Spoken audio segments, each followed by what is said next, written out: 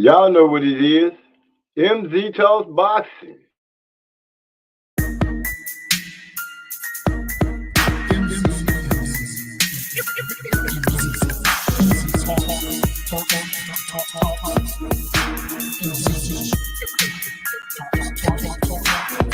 Let me make this abundantly clear. We talk about boxing here. My opinion is winning, but if you ain't feeling, then good on your boxing. Yeah, this mental headshot sting. So do these body blows that I bring. You wanted the big step to the ring. Let's go to the toe to the final bell ring. MZ Talks Boxing. Yeah.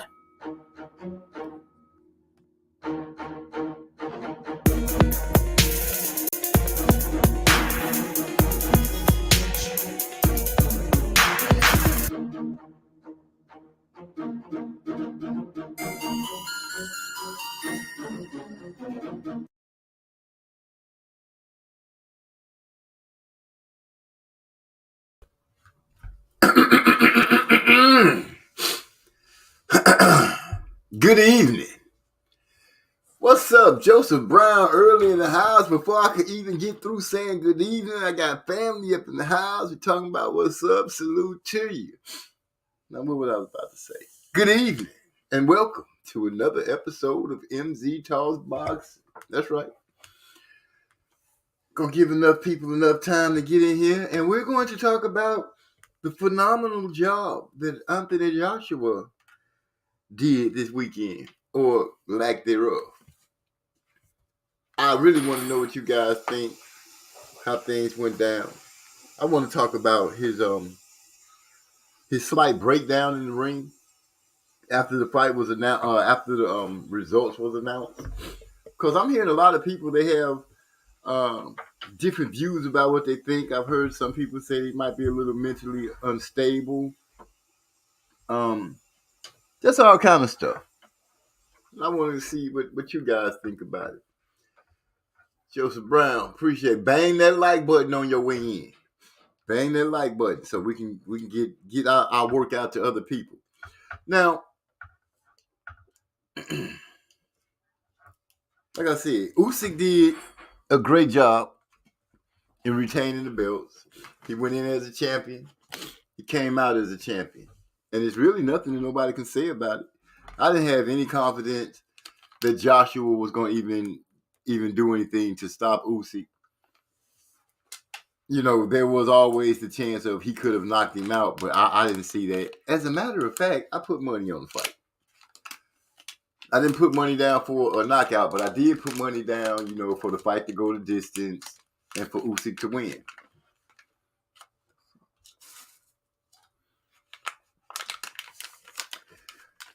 So, with that being said, y'all know how I do. We get started slow, get things going. So it can...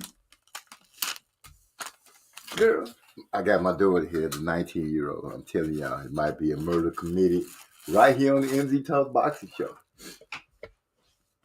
So if you hear somebody sounding like they strangling in the background, it's just me taking care of the baby.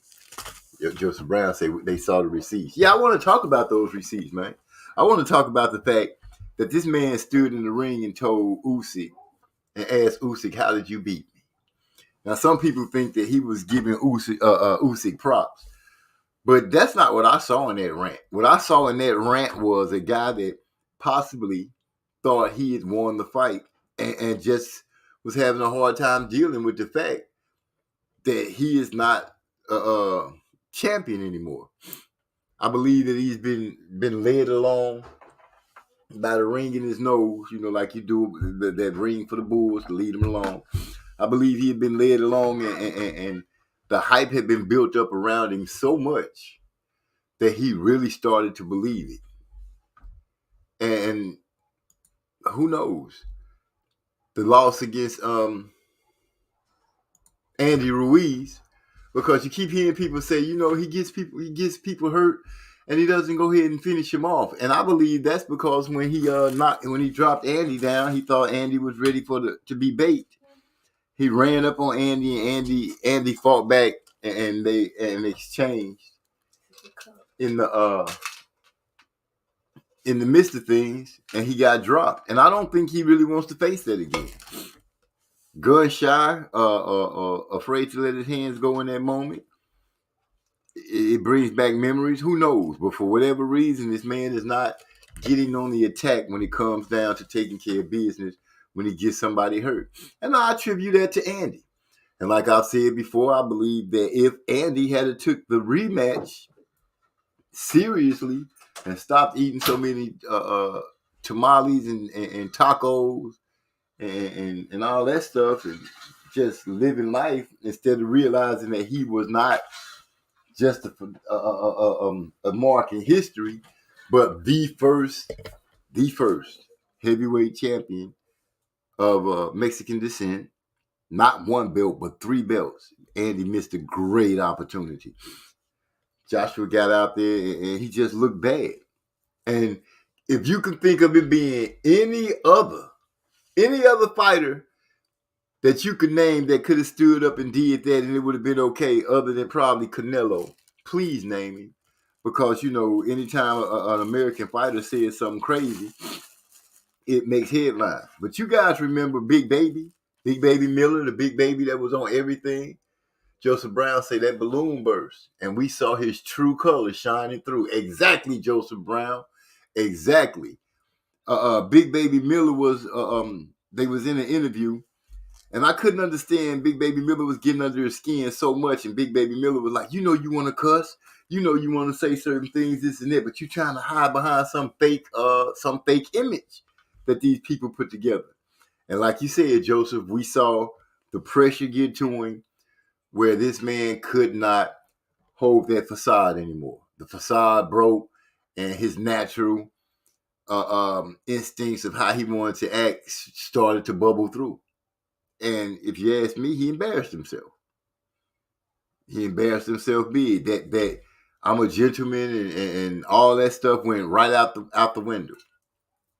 Some people are trying to give him a pass and say maybe he's a little mentally unstable. Yeah, whatever. I'm not gonna throw the mental health, mental sickness around because at the moment it seems like it's turned into a fad. Too many people are saying it. Too many people are doing it. Oh, I have mental health issues. My mind is my mental health is more important to me, and I got to take care of that. Notice that only started showing up when people was having issues. Tyson Fury used it, and I felt like he used it as a part of his comeback story to make it so much better, so much bigger. Because when he and Wilder fought the very first time and it ended up a draw, one of the first things one of the people out of his corner said was, you guys messed up. They messed up a perfect comeback story. I don't see what's so perfect about a dude that balloons up over 300 pounds, had it all, decided to start taking drugs, taking human growth hormones. So allegedly, I don't see how that's a great comeback story. Just sound like somebody going on some kind of binge. Deontay Wilder is supposed to be coming back in October. Wow. Wilder announced a semi-retirement, wanted to look into himself and get things going. Announced he's coming back and has a fight and a fight date. And I think they have a place to fight faster than Errol Spence and Terence Crawford could pull together and get it done. Don't know whose side is at fault. Don't really care. But you can best believe that if that fight falls through, the Crawford fans and the Spence fans are going to line up on both sides of the fence and start throwing rocks at each other and claiming it's the other group's guy's fault. I don't know whose fault it is, but I know that the fight is. It seemed like it's taking a long time to show up, but we'll have to see what happens and how things go. Last week we had a great show. A lot of the family members got a chance to air out some issues that they might have been having about paying your bets, because it's very important that we pay bets and do things like we're supposed to when you put money down on the line. Joseph says, I can't stand how loosely people use it to excuse people's bad behavior. Bring accountability back, please, society. You were right. You can't just let people get away with saying and doing things that they want to do and be like, and give them an excuse by saying, oh, this person is mentally unstable. Is AB mentally unstable? I don't know. But I do know that he makes a lot of mistakes that you could say, dude, you a little too old to be doing this. At one minute, he's down in Al Heyman and Floyd Mayweather. The next minute, he's apologizing to him. He does seem a little unstable. But even though he deserves to hold some accountability for some of the things he said, you can't sit there and say you want somebody to help you and then damn near in the same breath start talking bad about him because things ain't going your way. You had an opportunity, AB. Your name was hot, and you was out there doing everything you wanted to do. And now you're sitting there saying, well, you know, if Floyd put me on, we wouldn't even have to fight again. If me and him fought, you know, all that sounds like a cop-out to me. I don't want to hear it. I want to know what you guys think about Anthony Joshua, because we got to get on this big 6'6", 254, 56, 64, however many pounds over 200 he is. How this dude had such a meltdown. You beat me? How did you beat me? How did you beat me? Power? I don't want power. The dude sounded crazy.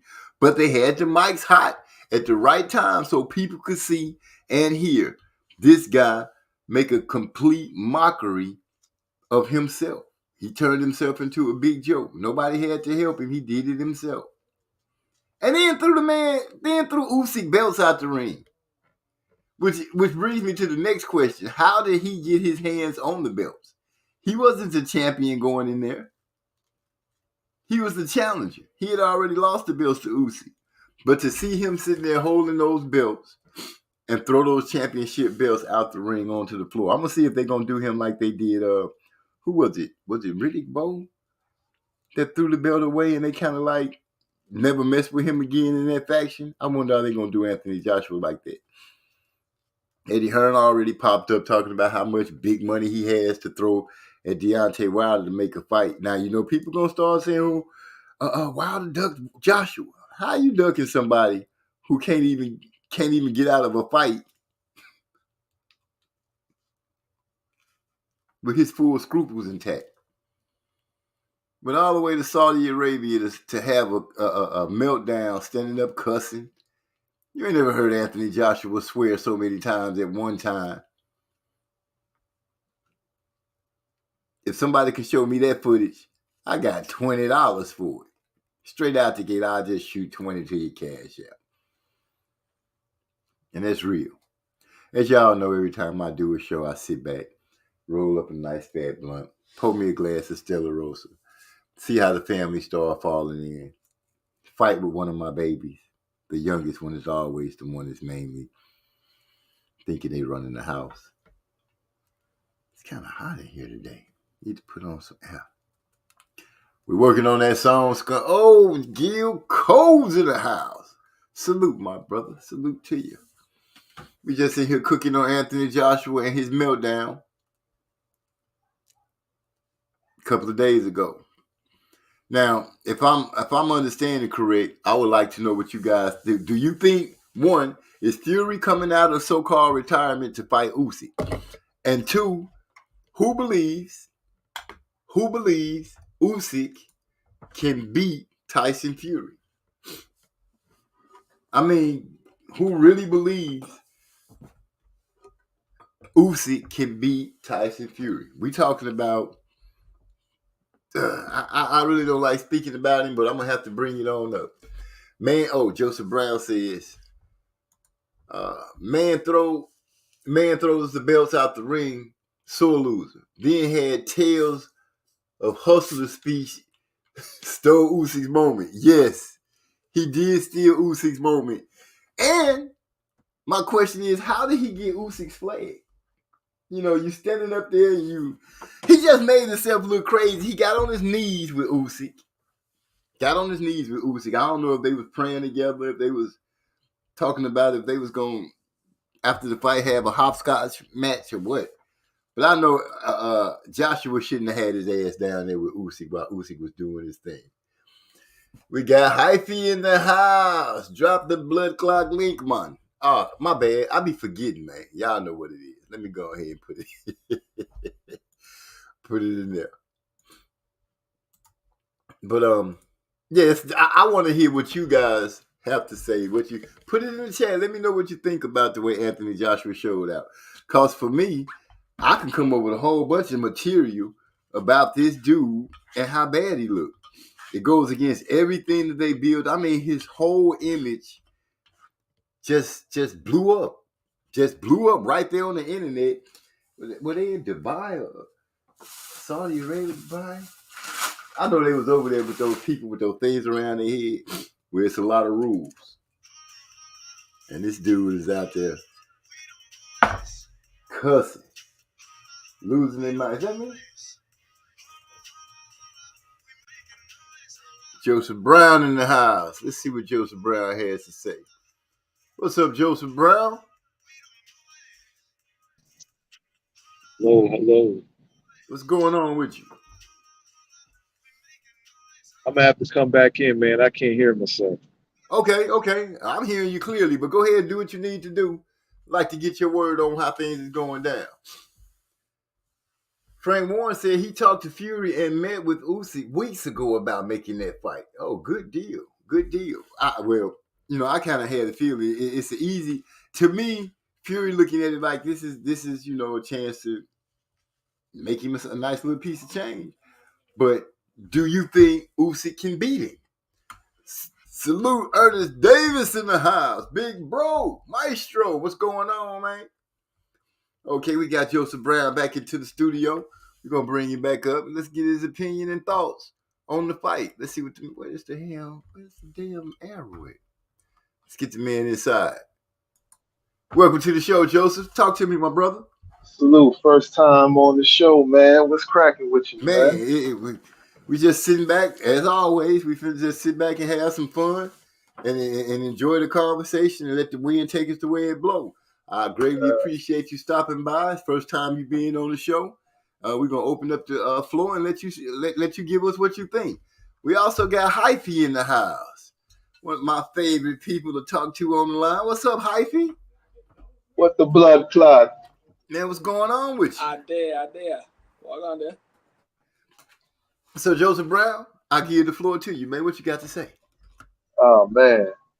The whole thing was comical to me, man. Like, a lot of people are super critical of AJ, which he warranted, Right. But at the same time, for me, it was just, it was a lot of funny moments, especially the audio. I think the funniest moment is when he was telling the man in the ring, he's like, how did you beat me? Exactly. You don't hit hard. I got power. I got strength. I got character. Like, what does your character got to do with him putting hands on you, bro? We his character want to fight. Like, the shit was just so out of whack, man. Like, there's so many parts of that. You can obviously tell that the man clearly thought he was winning the fight. You could see it in his reaction, how he reacted after the fight. All those things came into play, and it was just that swirling, moment where it all came. It hit him like a ton of bricks, and he couldn't handle it, man. And it was on full display for everybody to see. Him not being able to handle that moment. I understand that's a raw emotion. A lot of times fighters get in the back and they get to have that moment, amongst their peoples back there, and we don't get to see it. But the fact that happened right then and there, it was something that you normally don't see. But I'm pretty sure a lot of fighters react like that when they get to go on backstage and get behind the scenes. But that don't excuse nothing he did, man. I don't give him no pass for it, He demonstrated, being a sore loser. He took away Usyk's moment. That was a classless thing for him to do.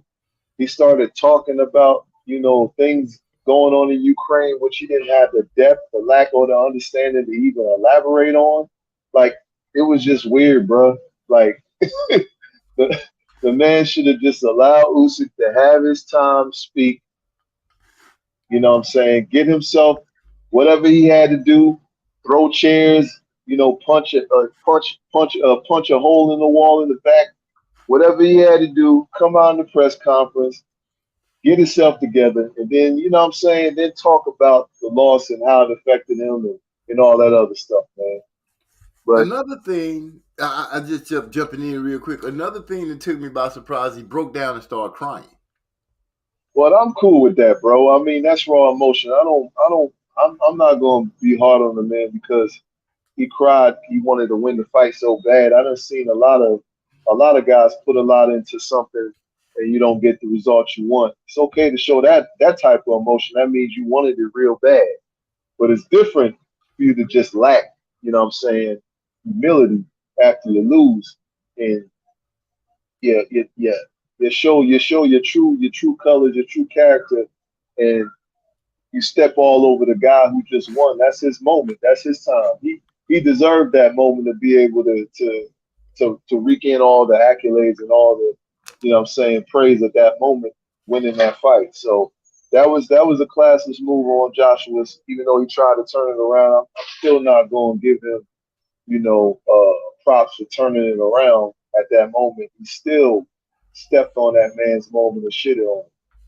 Yes, I agree with you 100% on what you're saying. With that, he stole a man's moment. You know, this wasn't no Andy Ruiz type deal. This was a dude that took the fight and the rematch both seriously. You know, we didn't see Usyk doing a bunch of celebrating and partying after he won the belts the first time. Seemed like he went right back to work and got himself prepared. I hear a lot of people saying, "Oh, Joshua did a lot better. He looked so much better in the fight." And I'm like, no, the first fight and the second fight pretty much looked the same. He did have his moments. He had a couple of times where the body shots. He got a lot of praise for throwing body shots and things like that. But my thing is, like I said, when he fought Andy Ruiz and he dropped Andy and he ran up on Andy and they had that exchange and Andy got the better of him in those exchanges. I believe that moment haunts him. He won't run up on anybody once he hurts them anymore. He gives them a chance. He hurts them and lets them recover. That's not a recipe for victory. That's a recipe for disaster, no matter how you look at it, especially when you're fighting top-notch level opponents in boxing. You cannot be hesitant, and this man seems to be hesitant right now. And if he continues to fight that way, I believe he's going to end up getting hurt, and he's going to end up getting hurt bad. And he won't have anybody to blame except for himself and Eddie Hearn. What do you think, Hyphy? Yo, we're going better. As far as just like the whole post-fight thing, my man Joe Savary put it in great words, so I don't got too much more to put in, but it's just it never gets old when he's talking about how did you beat me? How did you beat me? I've character.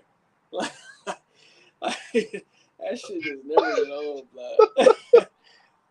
And then my brother, he did just have like a mental breakdown because he wanted to start this story off chatting about what was it, some team like when I was a youth, man used to get in trouble and I had to train just so I could make bail and whatever. That's him watching too much Big Meech YouTube documentaries and all that. You're not saying he did his life story from YouTube. Hey, the cringe worthy moment was when he brought his cousin into it. Like his cousin was already like, don't do it. This nigga done brought me in. Like, remember we used to be back there. He's my head of security now. Man, I know he had to be pulling his hat over his head. Like, nah, no. Now this is a guy who has been billed to us since Eddie Hearn and DAZN showed up. This is the guy that fills up stadiums. This is the guy who doesn't get rattled. This is the persona that they built for us. Here's a guy that no matter how bad you talk to him, he's always a gentleman. He always has that shield up, that guard. This is where you can only pretend to be something for so long until your true self comes out. That statement will stand true and stand the test for the end of time. I don't know how much of a thug Anthony Joshua really is. Maybe he is a thug. I don't really see it. Maybe he was a medium thug that, did some little things that might have got him in trouble, jaywalking, shit like that. Maybe broke out a car window trying to steal a radio. Who knows? But I don't see the makeup and the build of that hard knock, that dog that he said that he needed somebody to help bring out of him. I still haven't seen that dog be pulled out of him. But what I have seen is him switch trainers. And I've heard people say, oh, Anthony Joshua switched trainers. Maybe he's just trying to be better. And all this. Sound like a bunch of books. I'm not going to cuss tonight. I'm going to try to keep it as clean as possible. But it sounds like a bunch of crap to me. And now that Wilder's coming back, you got Fury coming back. Fury's going to be facing Usyk. Do you think that Usyk has a chance to beat Fury? And let me change that. Do you think Usyk will beat Fury? Of course he has a chance. I'll let Hyper take that. What you think, Hyper? Maybe I need to go a little further on it. I'm gonna be honest with you. As good as Usyk could fight, as well as he could fight, I heard some people say that Fury has problems with people about Usyk's height. Otto Wallin, or however you say his name, is the dude that split Fury open.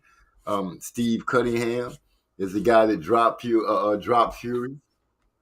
But I'm thinking, and you guys feel free to call me wrong, prior to Fury going back to Sugar Hill and learning and rekindling the idea of using that 280 plus pounds to lay on a man, to bully a man, to rough up a man, I believe he'll try that with Usyk. I know Usyk has good footwork and everything like that, but let's be honest, Fury is not a slouch when it comes to moving around on his feet in that ring. Fury has good foot movement and everything like that. I am not a Fury fan in any way, shape, form, or fashion, but I would be remiss if I sit here and pretend like the man does not have skills and pretend like that man can't fight. That snowman can fight, and he can fight well. And the dirty tactics that he uses, he implements them well too. And I really don't see Usyk, unless Usyk got some kind of dog in him that'll take him to that kind of level where he'll get dirty and grimy like that. I don't see him beating Fury. I'm sorry. I don't see a scenario that he's going to beat Fury. Fury is not just going to go out there and just let that happen. He's going to really have to earn that fight. He's going to have to be able to put stuff on Fury to keep Fury off of him. And even when Fury gets hurt, we see what he'll do. He'll rush you and lean on you. He'll work you to the inside. He'll elbow you. He'll do whatever he needs to do to zap your energy. We've seen it happen on more than one occasion. That's what I'm seeing out of it.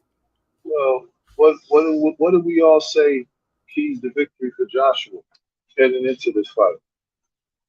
You got to establish that he's the bigger guy. He's got to use his size. He got to use his weight. He got to be more aggressive. He's got to go to the body, right?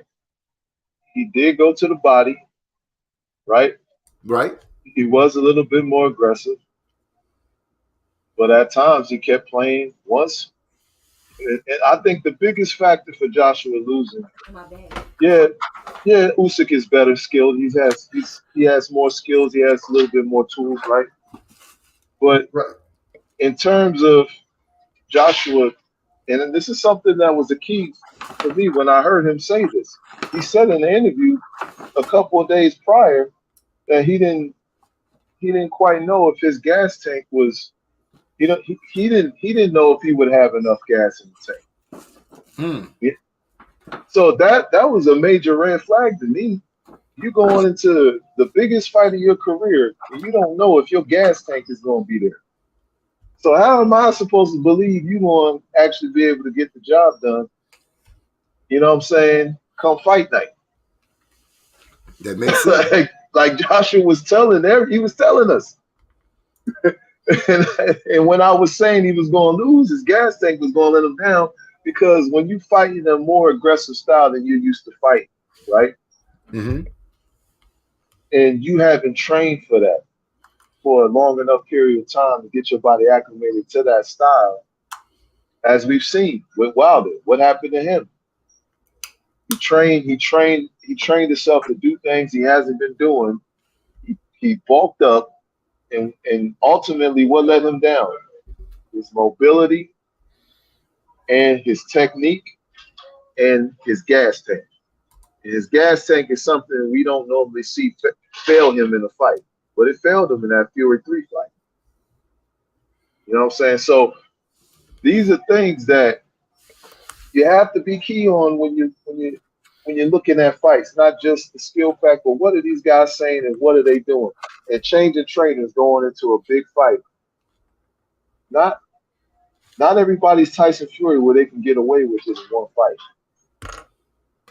Changing the trainer. And the thing that helped Tyson Fury is the fact that we've seen him with the Cunninghams be able to, when that particular, on your toes style, and you're fighting a guy that's a little bit quicker, who's able to land shots on you and hit you with, looping left hooks to the temple, like Alawali and Cunningham was able to do, right? Right. So he was able to change it up naturally. And what did he do in each one of those fights? He came forward and he started being the more aggressive, throwing his weight around, imposing his size. He instinctively was doing that before Sugar Hill.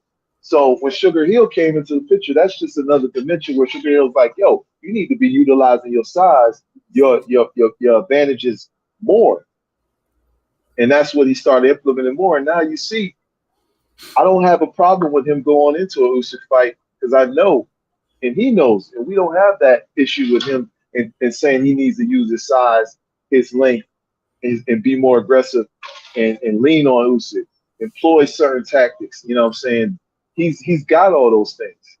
So, and Usyk is not as quick, he's not as nimble, he's not as young as he once was. He's actually will be the older man heading into that fight. Right. So not only is he the smaller man, he's a skilled smaller man, but he's the older man. And he's facing a guy who's an anomaly. He's a unicorn. Tyson Fury is fleet of foot. He's the tallest guy. He's got longer reach. He's got boxing ability out his ass. And now he's coming forward on the front foot, establishing lead foot dominance, and he's knocking guys out. What the hell is Usyk going to do to combat all those things? All those disadvantages? I really can't tell you. Like I said, I'm looking at the fight. Usyk is a good fighter, and a lot of people have brought up some of the facts that you brought up. Usyk is older. They've also brought up the fact that his few fights before Anthony Joshua, he didn't look that great. As a matter of fact, his best fights at heavyweight have been against Joshua, in my opinion. People spoke about how Derek Chisora was giving him the business and pretty much just ran out of gas. We do know Fury has a good gas tank. And like you said, he's learned how to be aggressive coming forward and putting that 280, 285 on you. He knows how to use his reach. He knows how to fight. I got to give it to him. It's making me sick to my stomach, but I got to give it to him. The man can fight. The man can fight. He's not the most honest fighter that I've seen, that I believe I've seen, but he can fight. And jumping in the chat, Gil Cole said, where was AB when we needed him? He would have told AJ to shut that soft shit up, man. Shut that soft ass shit up, man. You ain't with me. Shut that shit up. Which that would have been lovely to hear at that time. We got Trey X in the house. Salute Trey X. He's speaking to everybody out here. The jokes are funny as hell, little bro. Oh, okay. In my Apex Legend Troll. Glad to see you in the crib. Y'all hit that like button for me, man. We got to get this more popping like we did last week. Talking about Usyk beating Joshua and Joshua flipping out. That footage that they got of him in the ring talking about how did you beat me? I have what did he say? I have character, and it was something else. I can't remember what he said. But that's gonna last for a long time. It's gonna be memes. Go ahead. He said he said you don't have the power. I have the power. I have the strength. I have the character. How did you beat me? And that part right there, because a lot of people were saying that he was really giving him his props. And I was like, no, it sounded like to me the hate was coming out and he was in disbelief of how Usyk beat him. Now, I could be wrong. I could be reading it wrong. Bro, that ain't giving nobody props, bro. That's like how is this even possible? Like it's not registering him how he lost. What Exactly. How do people grasp at that straw thinking that's what he was talking about? It's clear as day. I mean, Usyk was thrown back. He didn't even know what to say. The man was stunned. He was like, "What is this guy talking about right now?" I feel like Joshua was sitting there saying you didn't beat me. This is just me. Maybe I'm reading too much into it, but I believe that's what he was saying. Like you just said, he was in disbelief. How did you beat me? You're going to say skills, but I had character. I have heart. If these are the virtues that win fights. I've never heard somebody say, man, that dude won that fight because of his character. I've heard some say because of the heart, but not his character. I got Gil Cole shooting slugs at me. Oh, wait, first I got Legend Troll, Apex Legend Troll. He says, in my AJ voice, I need a nap or a timeout after 6 rounds. No joke. Fight with me. Or proper, or whatever he be saying. Some of that stuff I can't even understand. We got recognized real in the house. What's up, little bro? He say, what's up, y'all? Gil Cole say, OG giving Fury props. I can hear the pain in his voice. You right. I'm sitting here. I feel like I'm growing an ulcer as we speak about the big snowman and all the good things he can do, which he can. I'm going to keep it real. I'm not going to be biased or anything like that because this MZ Talks Boxing, I got to give it to him. Does anybody in the chat think that Usyk will beat Tyson Fury? If so, please let me know and let me know why. I don't see it because we just know what kind of animal Tyson Fury is and what he brings to the table. We also know what Usyk brings to the table. His feet don't seem that swift to me where he's going to be able to stay away from Fury and keep Fury from laying on him. Now, he's a skilled fighter. This is true, but they both are. And this would be a classic thing of a good big man and a good little man. Who takes the win? Most people, we usually hear say a good big man beats a good little man. And Usyk is truly the smaller man in this scenario. Hell, pretty much anybody that goes up against Tyson Fury is a smaller man. And he just seemed too excited to know that Usyk was who he's going to be facing. I don't believe he really wanted to fight AJ because I think Fury looks at AJ as like, okay, the dude really ain't got it. He don't have that warrior spirit like some of these fighters we've seen fight. He tried to lay it on the line, and once again, like I said, I think Andy Ruiz beat that out of him. And I'm gonna take that stand on that. He spit his mouthpiece out in the fight. If Andy had came back in shape, I think our conversation with Anthony Joshua would already be over, done, kaput, finito, finished, out of there. We would not be wasting time about Anthony Joshua. But because we had a rematch clause from Rematch Room, this is what we're seeing right now. This is what we had to talk about. A man standing in the corner, having a meltdown. I'm still trying to figure out how did he get his hands on the belt and what made him feel like it was okay to drop him out of the ring. The disrespect in all of that went on in that slight situation was just ridiculous. It's a wonder Usyk didn't put hands on him again. We got a good one here. Apex Troll said, Trey X said, Gil Cole, I might have him beat on Fury if he fights Usyk like I had him beat on Ryan Garcia. What? Wait. Bet. Oh, my bad. I might have him bet. I said beat, didn't I? Here, come on. So, for you guys that's out there, I need to get those drops for what's the name of the song? I've been talking about this song all day, listening to it now, and forgot the name of the song. Y'all help me out, Bill. I cannot think of the name of the song. Somebody put it in the chat. Something about Baggins. Help me out here. I need those drops though, so we can get that song put out. They say, how did this little Dawson beat me? One of the judges forgot his ski mask. I am throwing these belts away, damn it. He's saying Joshua thought the fix was in, and one of the judges didn't get the memo. Gil Cole said he favors 65-35 in Fury favor for winning against Usyk. Scumbo Baggins. There it is. I need all of the drops for anybody that felt like a bet should be paid, and if you didn't pay the bet, that's some scumbag behavior. I need everybody. Trey X is the only one that reached out to me and got me three drops in for us to do this song. We're going to speak on Hyphy in it. We're going to speak, I think, on Gil Cole's in it. We're going to do some name dropping in this song, and we're going to get it out. We're not going to drop the song today. I will drop the track just so you guys will know what the track sound like. But we'll be going to Houston next week so we can record Maestro's verse, and then we'll get it put out. So be on the lookout for the Scumbo Baggins. Social scientist is in the house. DeCane, what's up, man? How you doing today? What's happening, bro? I don't even know what the hell y'all talking about. So, niggas paying bets, so I can kind of guess who it's about. But, right. Yeah.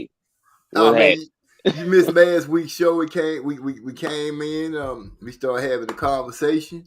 The family came together, and everybody just spoke in one voice. Pay the bet, take a wrench, all this kind of stuff that went on. Damn, man, what's going on with that? Ain't nobody know the brother fell on hard times or something? Well, we all, the crazy thing. Everybody gave him opportunity. We called him in the congregation, asked him to come up to the front and just give it up. I even tried to get him to go ahead and drop the payment right here on the show to help me break the internet, because I was like, dude, we finna make history. Oh, okay, damn.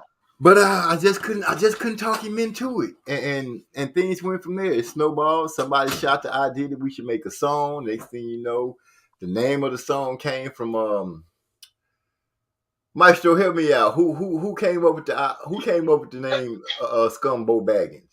Because the man says, that's the name of the song. Yeah, the name of the song gonna be Scumbo Baggins. Yeah, he still ain't paid yet though.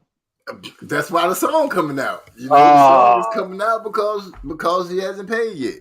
Come on, dog. It's been over a year plus now, man. No, it's been close to a year, not quite a year yet, because the last Fury Wilder fight was last October. But that was in July, bro. The last fight was in July? Yeah, bro. Oh yeah. I didn't realize that. So I guess it has been over a year, if that's true. Well, apparently hasn't, like I said, some names gonna be called, in a good way. They're gonna reference, but the song is coming out. Like I said, we're gonna go to Houston next week and get the song, get Maestro's verse recorded, and we're gonna try to have it ready to go on the show.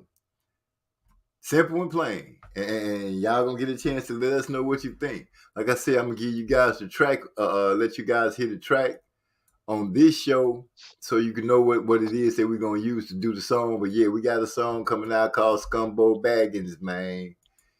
Scumbo Baggins. All because of a bet that hasn't been paid. And little children who are out there listening to us, know this. From your Uncle MZ. Pay your bets. Or people who have skills will come after you. They'll fuck with you, make jokes about you, talk bad to you. And it's all unnecessary, because if you just paid the bet, I think all would be forgiven. Yeah, you still would have to go through some little jabs here and there, and probably nobody would bet against you again, but the door just wouldn't be closed on you. You'd still be family. As the question always goes out, what you got in your glass sipping on and what you got in your pipe smoking on? Or should I say, what have you rolled up? Me, myself, I got some LA Kush going on. And it seems to smoke pretty quite well. I'm enjoying the way it influences me right now. So social scientists, talk to me, man. You know, you've been missing for a minute. How's everything going? You know, your people feeling better? They doing all right? Yeah, man, they straight, you know. I just been working hella hours. That's why I knew I wasn't even gonna be able to participate in the Champ Ross this season, man. Cause hell, I'm working 10 hours some Saturdays and shit. I'm like, I ain't gonna have time to be looking at no footage. Like, Now, you bringing up Champ Ross, and you know the first champ from Champ Ross is in the chat. So, you know, before he could sound like some excuses is being made, let me go ahead and say, come on now, man. You can't fall out of Champ Ross just because. Well, let me not say nothing because I did say that. It's kind of hard to keep up with it because I work so much. yeah, I'm working too many hours right now. So we'll be back in now. So you gonna let somebody else go ahead and become champ this time just to make sure everybody get a taste of the glory and share into the fame. I feel that that's quite noble. That is quite noble of you, sir. You know how I do, man. Yeah, I suppose so. You try to give everybody a little something, make everybody happy, and keep it moving. But on Trey X, whatchamacallit though, on his scale, you know, his 1 through 5 scale, I think I need to be upgraded to a 5 because you know I'm a 4.5 or something like that because I started because I was number 2 and shit like that. I'm a silver medalist, but I started late, so I think I should be a gold medalist because I would have won if I had started on time. So, yeah. Wow! Now I can't say what, you know. Hey! Say it with your chest, okay? Yeah, I should be a 5-star. Because of what? You should be ranked higher. Why? Because I started late. You feel me? I came in late, and I still got second place. So yeah, I feel like I should be number 5, a 5-star. That looked like some violins that Trey X threw up. Yeah, we ain't gonna acknowledge Trey X right now, man. He ain't in the chat, so we're not gonna acknowledge him. Oh, we just gonna ignore the fact that he got like 4 violins up there. I'm gonna have to ask, would you like some wine with that cheese or some cheese with that wine? I think that's how I go. Would you like some cheese with that wine, sir? Because you know, it sounds like you're giving us a lot of excuses of why you haven't dominated in Champ Ross. Yeah.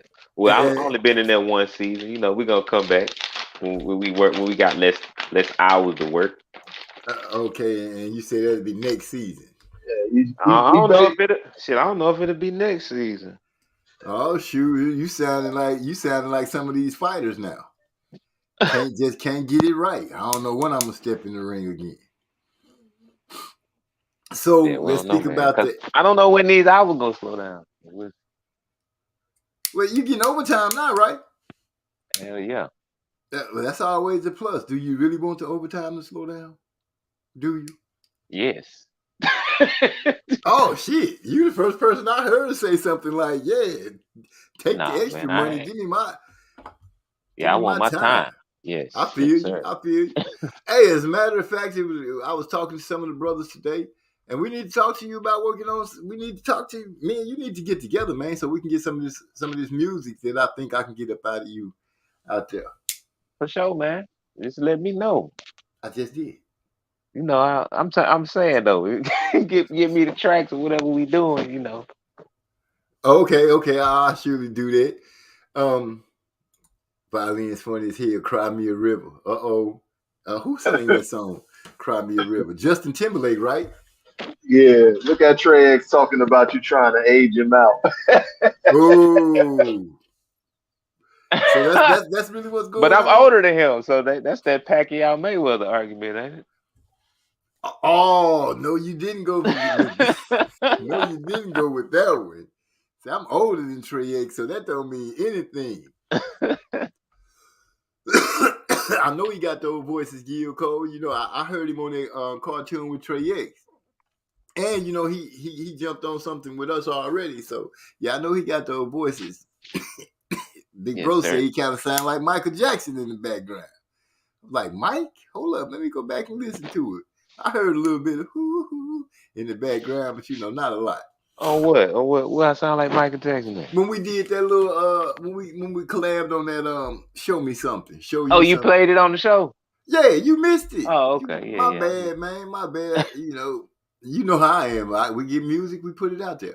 That's the song that Hyphy came on and was like, yo, man, the only problem I got with it, you know, you got that gun cocking, you know, black on black crime. You know Hyphy. Oh my God.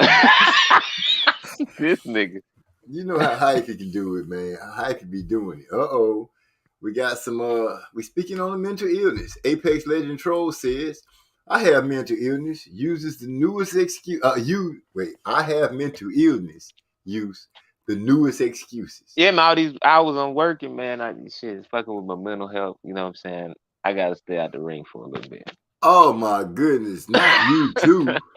Not you too. You just said it. You said it so smooth, it just rolled right off your tongue, like you've been practicing that in the mirror. Yeah, that shit's kind of close to true though. For real. Still working too much, man. Gil Cole say his elbow is good, but his retina might be detached. So him and Keith. So Gil Cole, you stay hurt like Keith Thurman when he come down and getting ready to fight somebody. I saw Keith Thurman with his "I am not a gatekeeper." Hey man, them Florida boys is fragile, ain't they? I wouldn't say fragile, but you know, it's something special about them. It must be something in the water. It's got to be something in the water. But Keith Thurman said he'll beat Boots. He said he is the number one dude to be facing Earl Spence right now. He is not going to be a gatekeeper for these youngsters. That gate is sealed shut. Welded shut is the word he Quack, used. quack, quack, quack, quack, quack, quack, quack, quack. That's what that sound like. Oh, that's what it sounds like? That's what it sound like, man. That's that educated duck talk right there. Not educated duck. So he working with Scrooge McDuck. That's the most educated duck I know. I think I'm thinking the dam is about to break on 147. I think fights are going to start popping off. We might not get the big fight that we want with Earl and Terrence, but hey, why you say that? Wait, hold on. Why you say we might not get that? People reading. Let me say from what people are saying, because people are reading into this tweet that Earl Spence made about it's time to move on. He's gonna concentrate on him or something like that. So they taking it as he gonna walk away from Terrence Crawford. I was thinking about bringing this up. I'm gonna go ahead and bring it up and see what you guys think. I don't know. I can't give credit to the person that said this, but there was a gentleman that I happened to be listening to one of their videos, and he said something that kind of caught my ear. And that was, he believes Terrence Crawford doesn't want to fight Earl Spence, and they are holding the belt to keep Earl Spence from becoming undisputed. No matter what they do in negotiations, it's not going to be good enough for Team Crawford, and that's they play. I, for one, was like, no, I don't think Crawford and his team would be would think like that. I just, I don't see him thinking like that. But as things are going on and being listened to, if this fight falls apart, like I said, the Spence fans and the Crawford fans are going to line up on both sides of the fence and start hurling rocks at each other until either Spence or Crawford comes out and say, this is what happened. This is why y'all didn't get the fight. No. I don't believe that. For me, it's more or less right now. Them November dates is drying up, and there's really only one date in December where they could actually do it in Vegas. So it's like, if they don't announce it within the next week or so, this fight's not happening this year because you're not going to have the dates for it. You're not going to have the venues for it. You're not going to want to compete with, Christmas. You're not going to want to compete with World Cup. You're not going to want to compete with the NFL. Like, there's so many other factors that come into play. And a fight like this, you want the whole boxing world to stop and take notice. And what if they announce Fury versus Usyk in December? Well, guess what? that's another barrier because now you got to compete with that. So the longer they wait to make a date, the more likely it's not going to happen this year. And Wilder done popped back up and got a date and a venue and has been announced already instantly. So all this about I don't know. You know, I want to see the fight. I'm still hopeful, regardless of what everybody says, but I am just speaking out on things that I have heard. And you know, us talking about different situations and scenarios, it made me remember this guy who had made that statement that he believes that Crawford is holding up the show on purpose. And let me just ask Joseph, if he and Spence were to fight tomorrow, who wins? I'm picking Spence. Oh, you a Spence fan too? No, it ain't got nothing to do with Spence fan. I just think you just picking him. You think he's better? It's just a better stylistically. I just think this is a matchup where his output, his body punching, his jab, all those things. And if Terrence was a better open stance fighter, I probably would be picking Terrence. But the fact that he's not, I feel like Spence's jab is going to play more of a factor in affecting what Terrence likes to do from the southpaw stance. He's not as good as people like to think he is when they're talking about him switching stances. You notice when he switches stances, he tends to get hit more. Once he gets into his southpaw stance, that's where he usually take care of business. So this idea that, you know, he's just this elite switch stance fighter, that's not true. Okay. He'll use that stance to gain certain advantages in the fight. He's athletic. I think he's a little bit more athletic than Spence, but technique-wise, Spence is always putting himself back in position, more defensively responsible. When he's throwing his shots, he's consistently utilizing his jab in a defensive posture and in the offensive posture to set up his attacks. And he's able to make adjustments. A lot of people don't see the adjustments because they see him as being very basic. He's not. He just does things that people don't pay attention to. They just look at the results of, you know what I'm saying, of what he's able to do in the ring and not how he's able to execute.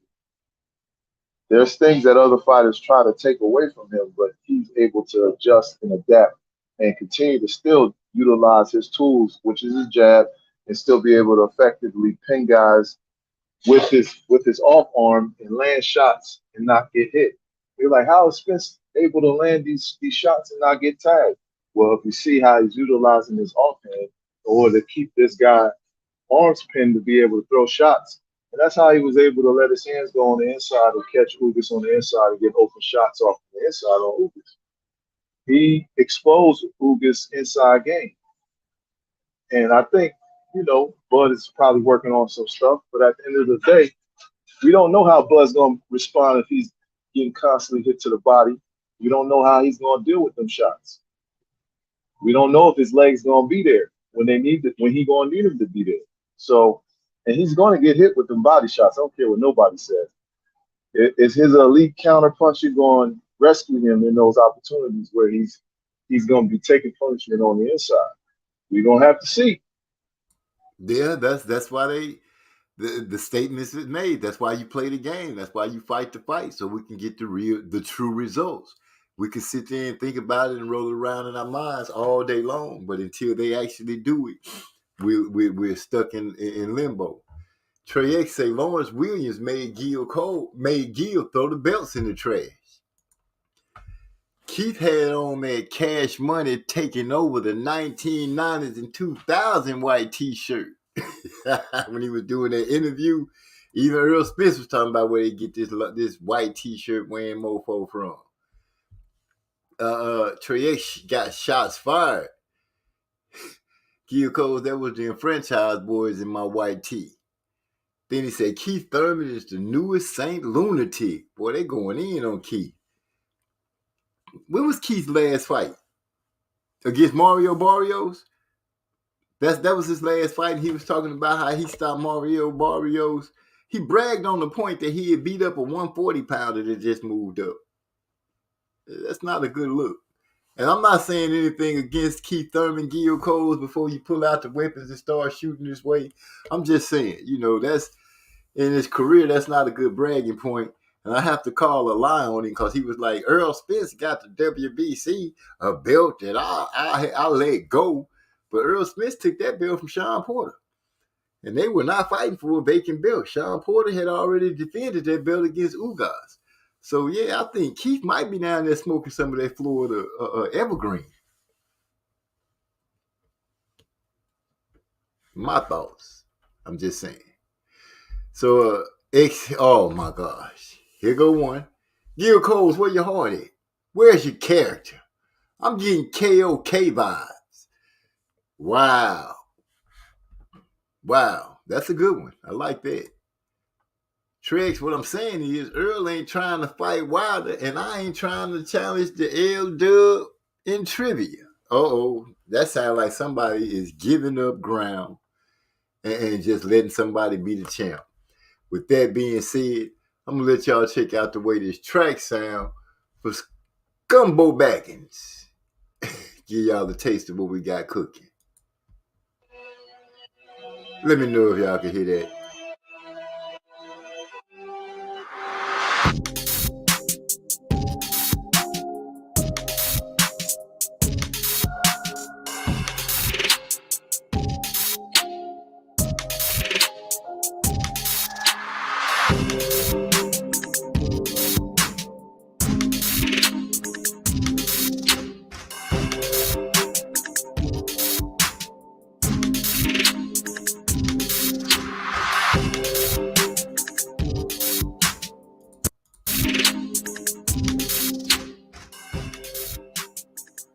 I'm going to pull that down for a minute so I can still holler at my family. So, this is what we're working on. Y'all let me know if this would got enough tap to it where you can see somebody talking about Scumbo Baggins and the things that the Scumbo Baggins might pull off. Some things that they might do, like not pay bets. Y'all feel what I'm saying? What Trey X said, I think my drops match the track. I think they do too. I'm just waiting on getting a couple of them so we can go ahead and get it together. Gil Cole say, we having a Scumbo Baggins listening party. I would call it a listening party, but I could say this the prequel to one.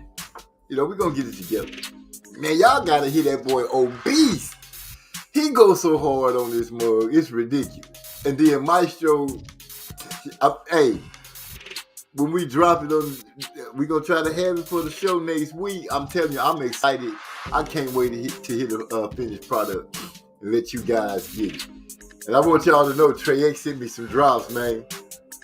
That's a real Scumbo Baggins. That's a real Scumbo Baggins. He done did. The boys came up with 3 good hits for me. We're going to string them together like I said. We're going to have fun with it. And remember, the Block family asked us to do this, so we went on and put it together, and we're going to have it out there as fast as possible. But this the track that's going to it.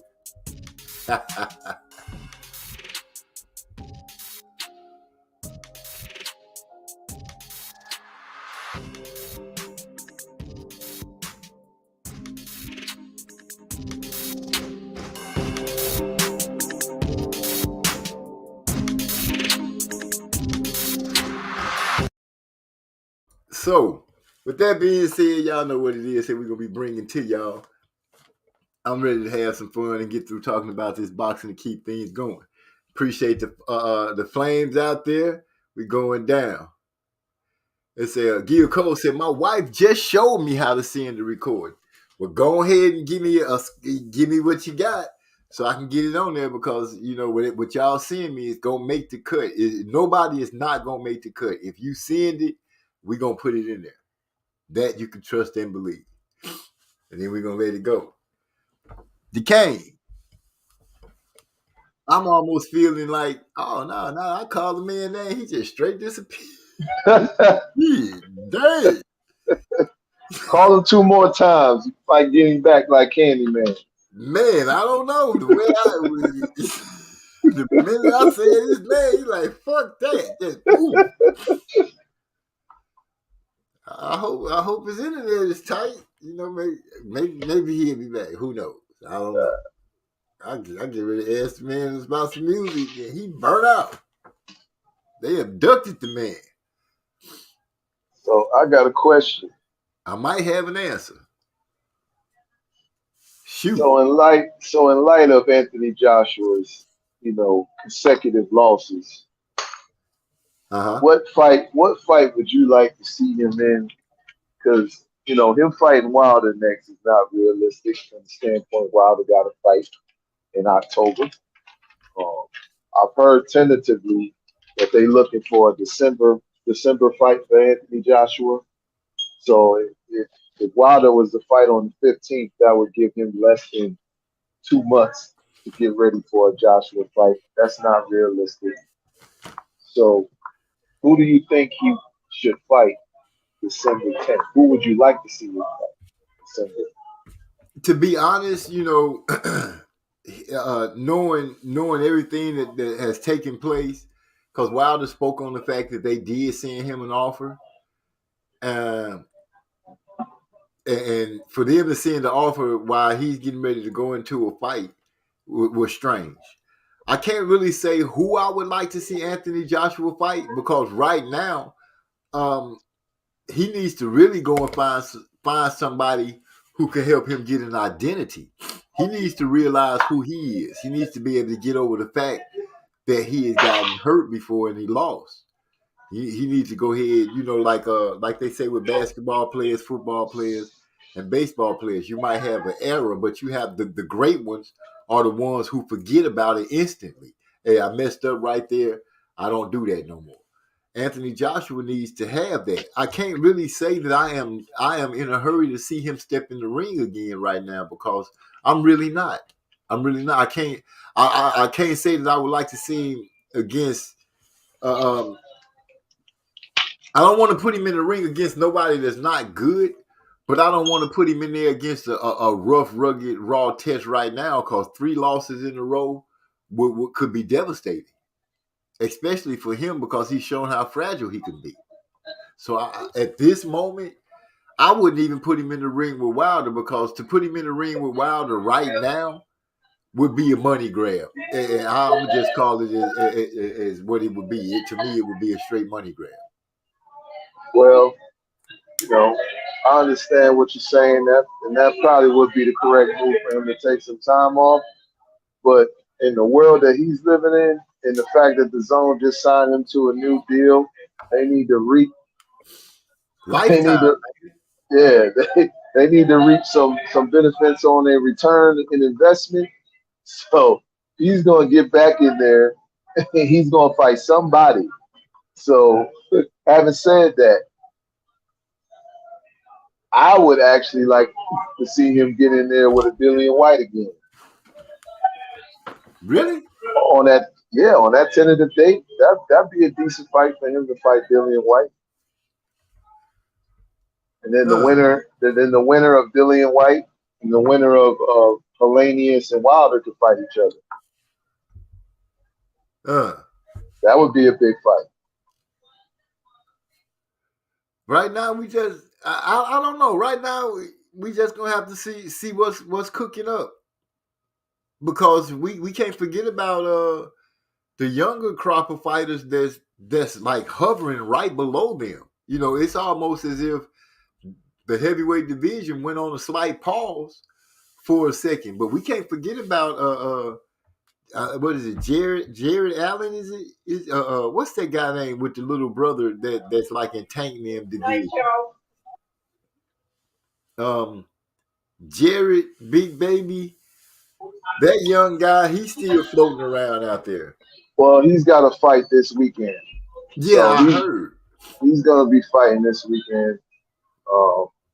So it's a better class of opponent he's fighting. He's actually, I saw the interview he did with Fight Hype. He actually wants to fight um, 2 more times this year if he can. Definitely 1 more time this year. So, and he's most likely not going to get a fight with any of those guys. So I'm just looking at from those particular heavyweights who want to get themselves back into the mix. Like they gotta fight each other. I know Joe Joyce and Joseph Parker are fighting each other. Who you got I, out of that one? I like Joe Joyce, man. You like think Joyce over Parker? Yeah, I think he's a sleeper. I think his sturdiness, his come forward style, he utilizes the jab, he throws combinations. He's always keeping the fighter guessing, or he's keeping the fighter occupied with what he's doing. He's not the fastest guy, but he's constantly putting punches together, and he's not taking, you know what I'm saying, a lot of punishment in doing it. And he's working off of that jab. He's got a nice stiff jab. He's a guy who's hard to stop his momentum when he's coming forward. That's what makes the juggernaut, right? Yeah, that's what makes him interesting to me, and could upset the apple cart in the heavyweight division, in my opinion. Well, when you look at it, the apple cart's been flipped over a couple of times. It's just that Eddie Hearn is a genius at making sure he found a way to try to keep the belts in their hands as long as possible. But Usyk, who is Usyk with? Usyk is technically a free agent, so he's not tied to the zone. He's not tied to Matchroom. They're free to do business wherever they want to do business, which is a good thing because it's going to make for the Go ahead. It's going to make for the Fury fight to get made a lot easier. I was actually looking at IFL interview Frank Warren did. He did an interview yesterday too, on air, talking about how they actually were in talks with Usyk and his team about a month ago about possibly making this fight. And he spoke to Fury just the day before and talked to Fury, and Fury wants this fight. And so it's a fight that can be made. They were talking about Wembley Stadium being, where they would want to have this fight so they could get paid the kind of money that both fighters are looking to get paid. The problem with that is when Wembley is not open to having a fight of that magnitude until around April, March time frame. And they're not trying to do it at that time frame because that's when all the mandatories start to kick back into play, and they don't want to run into any of that. So they're trying to make this fight by the end of the year. And it's looking more and more likely it's going to happen in Qatar, where the World Cup is taking place. So that's looking more realistic that it might happen over there. Okay. I see what you're saying on that. I see everybody speaking on the background noise. I got it going on. Somebody hitting my phone. It's going nuts. But let me see. Earl Spence. Oh yeah, with him being a free agent, that makes two. Well, that makes an undisputed guy and a guy with 3 of the belts able to do a lot of things. And by Usyk being a free agent, if that's what he is, that's gonna be cool. I would like to. Well, shoot. Like I said, I think Fury is going to beat Usyk just because I think he'll just the dirty tactics and everything. But who knows? Usyk might surprise me, which would be a pleasant surprise to me because I really don't like Fury. I just don't like the dude. But I can't take away from the fact that the man knows how to fight. And I've said it once, I'll say it again. It'd be remiss of me to not give him his props and his credit on that. So that's what it is. The man can fight, and he might up end Usyk off of these belts. Or Usyk might end up turning into some little dragon in the ring, like the great brother Nasir said when he was training the late great brother Nasir said when he was training Shane Mosley. Shane gonna pop Floyd in the mouth. Floyd gonna turn into a dragon right there in the middle of the ring and grow a tail. That could happen with Usyk. We don't know. Usyk might be showing the last feistiness of himself in the fight with Tyson Fury. He might go out there and put hands all over Fury. I don't know. I don't. He said he was gonna beat his ass. Oh, he did? Yeah, he said that. He said I will beat his ass. Usyk said that. Usyk said that. Now, see, I haven't seen that. You're going to have to let me know where to look for that at. So, but did he say that like directly after the fight or something? It might have been in a post-fight interview, but he was just basically saying, I don't think Fury want to fight me. I will beat his ass or some shit like that. But I remember specifically the words "I will beat his ass" was in the quote. And you came in with that so fast, boy. The Kane done translated the Ukraine language. No. He done decoded it for us.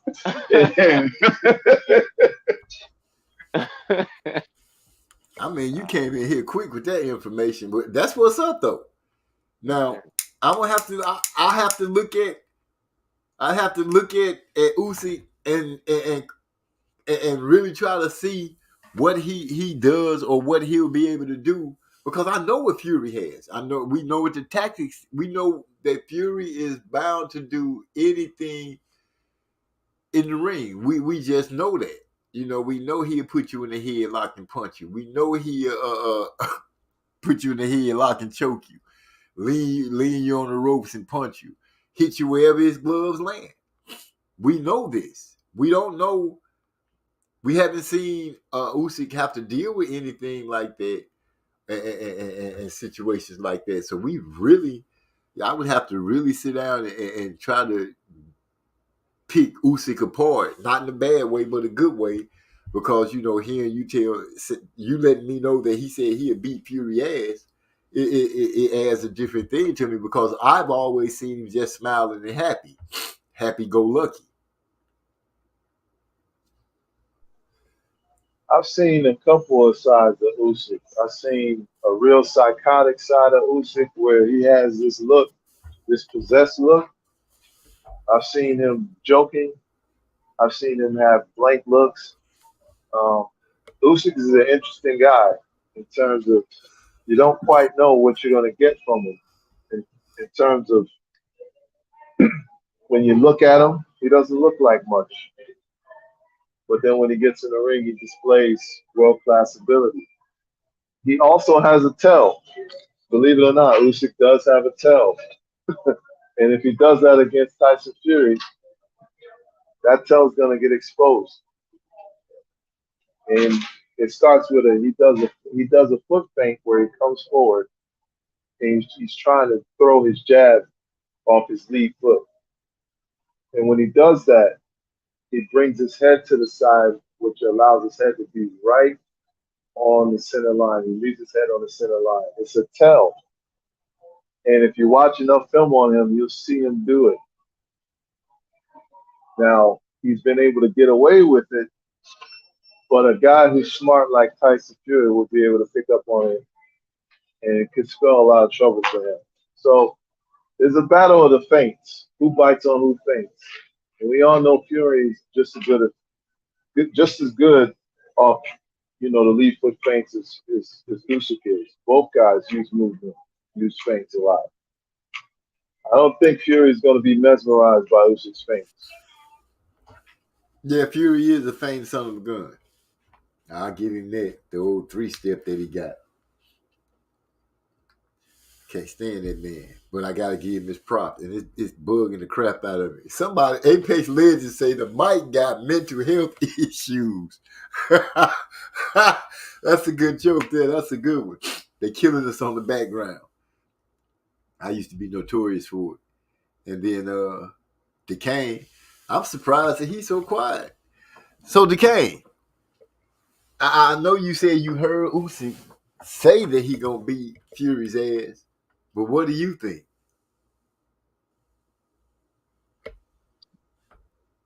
I don't really know, but I think that he's going to give Fury problems because Fury has said that he has problems with smaller guys. So But we've um, seen him have those problems. But continue, sir.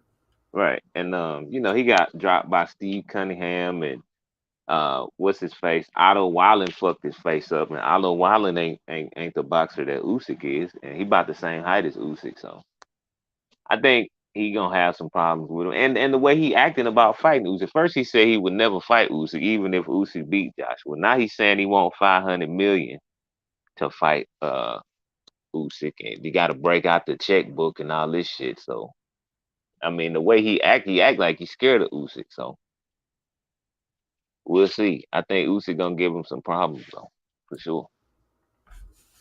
Okay.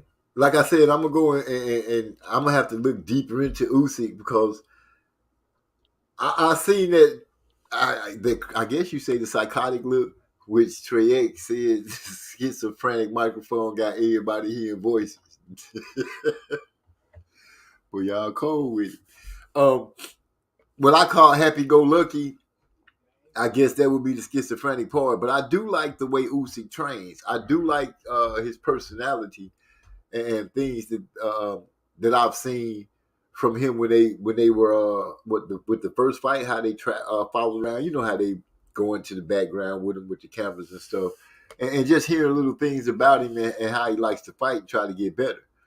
But like I said, Tyson Fury is a Taz. Social scientist, you say he sounded like he might be a little scared to fight him, coming up with all these excuses. But we know Tyson Fury say everything but what you can really understand. You can't really trust him to fight, trust for a fight to be with him unless you literally see him getting in the ring and hit the first bell ring. Up until that point, you don't know what's going to happen with Tyson Fury. It seems like with boxing now, you don't know what's going to happen with anybody. Kiss Freddie microphone. I'm still tripping on that. It is what it is. Clarissa Shields there should be coming up pretty soon, shouldn't they? Oh yes, her and Savannah Marshall. That's right. Coming up. Her, Savannah Marshall, Alicia Baumgartner, something Myers. I wonder who else they got added on there. But I gotta hear those fights or see those fights. Clarissa gonna put hands on that girl. I believe Clarissa gonna beat that girl up. She not gonna knock her out, but she gonna put hands all on her. And who knows? She might get a knockdown. She could get knocked out too. That girl can punch. Yeah, well, Savannah Marshall can punch. I don't think she gonna knock out the sis though. I don't see it knocking out Guo. I just don't see that. Only time I seen Clarissa, what's her name? Hannah Gabriel is the only one that put Clarissa down that I can think of. But I don't see that happening. I see Clarissa going out there and make those rapid fire combinations go. I just wish she had a little more power. Pedraza and Comey is this weekend. Trey Exton threw that one out there. Who you got out of Comey and Pedraza? What is that? I actually like Pedraza. But if Comey is able to land, it could be trouble for Pedraza too. Comey got power, man. Well, you saying if he lands flush, then that can change the whole fight. And every fight is a punch away from disaster. I heard somebody's trainer say that. I like the way he put it. It was like in a fight, you always every punch is one punch away from disaster. Oh man, I got all kind of stuff going on. Clarissa Shields, Alicia Baumgartner. Man, something out of the regular world. This cop, y'all know I always bring y'all something. I throw you one of these curveballs. This cop, I'm just gonna tell the story. He's speeding. He's drunk. He runs into the back of this father and his two kids. 2-year-old gets his skull cracked in multiple places. The police try to cover it up. They help the dude. They drive this cop away. They don't give him a breathalyzer or anything like that. 3 hours later, he's still refusing to take one. This little baby had to learn how to walk again, had to learn how to talk, still got braces on his legs, had to learn how to feed himself again, and they literally tried to cover this up. I just wanted to bring that to y'all, that this is some of the things that are still going on in our damn nation.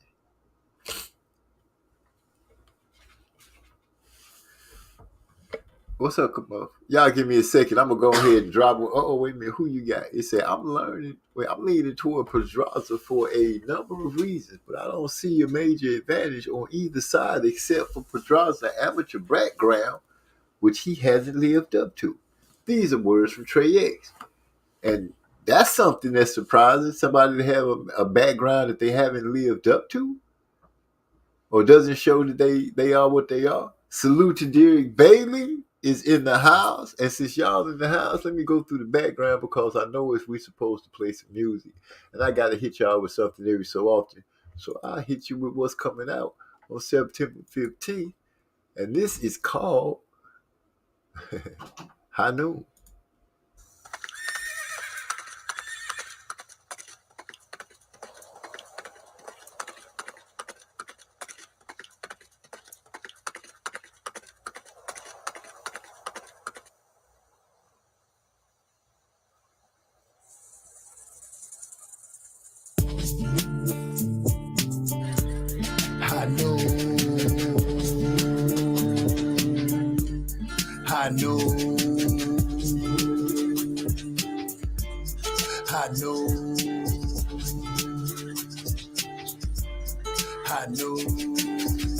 Boy say he wanna see me in the street so bad, I know.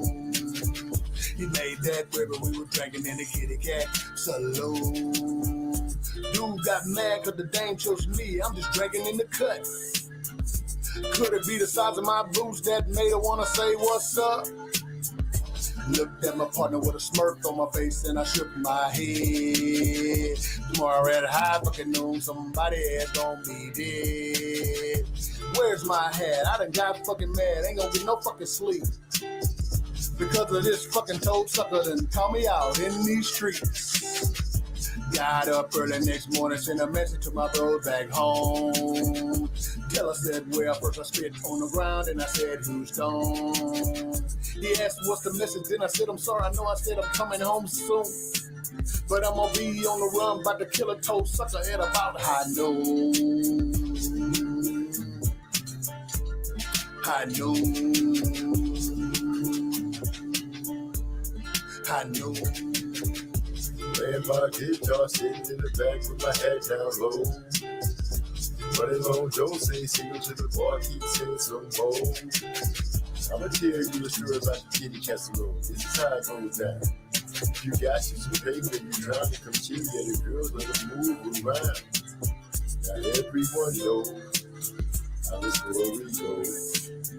The girl choose him, you just let her go. But this boy about to die for this broad catch fire, for this broad understand. You know her, he's standing in the perfect spot, but the perfect shot. My squeeze, I'm a sniper for sure. I ain't gotta worry about a body, why is that? I'm a little brother home with kids. You come here tripping with fam, what happened? Automatically we used to be.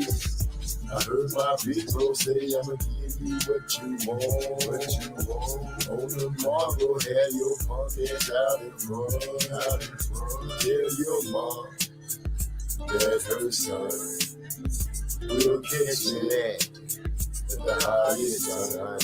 I know.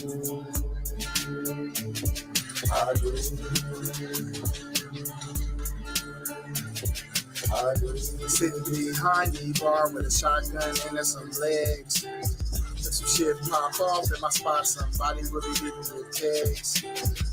I ain't about that bullshit when I'm in my pulpit. Test me, that you know I'ma pull it. Click black is black, the mark's dead. The Morrison, return of the Mac in my head.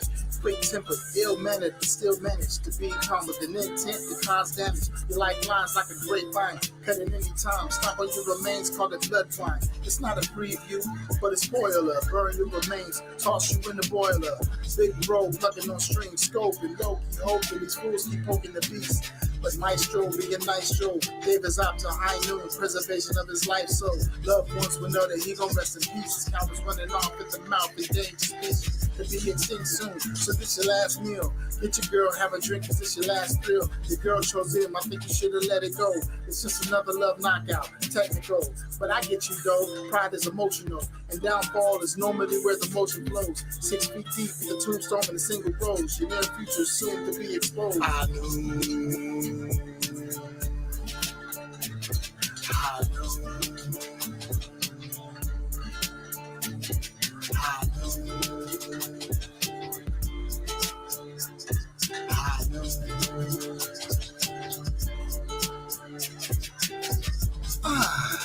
The kitty cat welcomes all you ladies and males.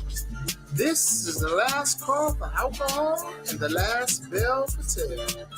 We're open from noon to dawn, 7 days a week. Come get you a meal, drink up, and enjoy something sweet. Although it should be understood, I need to make it perfectly clear that once we close, you ain't gotta go home, but you can't remain here. We look forward to seeing you again at the Kitty Cat Saloon. And remember, there's a special event out front happening at high noon.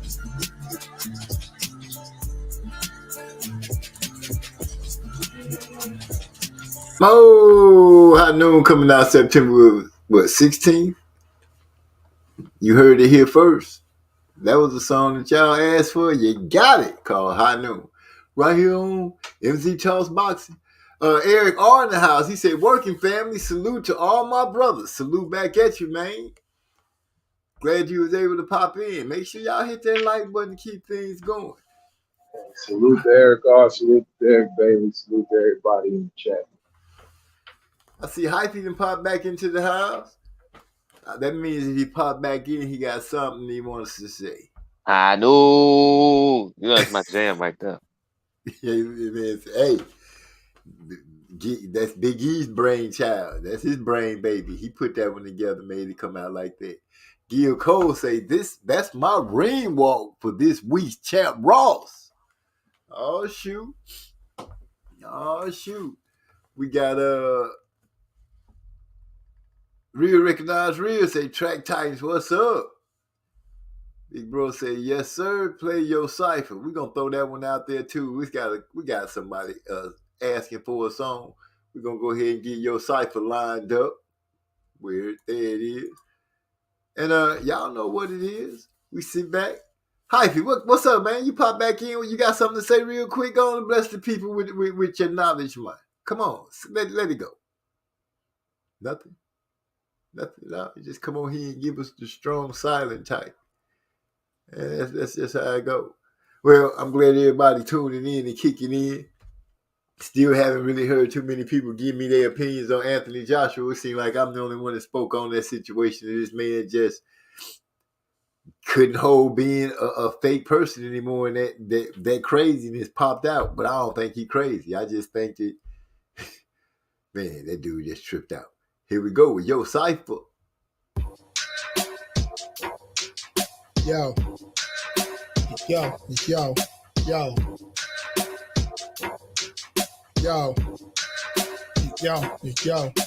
When it comes to my lyrical thesis, don't be facetious. Calculate what you're going to say, aka speeches. You can play this message for everyone that it reaches. I snatch the pitch from their cores, leaving you with spineless speeches. I drop landmines like storming no many beaches. Wait while you recover, attack you while at your weakest. You a hypocrite like a sinner who always preaches. Talking about the Lord, but you really don't know who he is. We is judge and jury, fuck what your plea is. Stand trial, but see for a planet right where your feet is. Click the button, kaboom, blow you to little pieces. Have the courtroom smelling like burnt flesh and pieces. Jesus, ordering court, judge calling recess. Trying to understand if you witness the shit that we just. Your people upset cause that shit was kind of egregious. I've been over the top ever since I was just a fetus. Yo, yo, yo, yo, yo. Yo, yo, yo,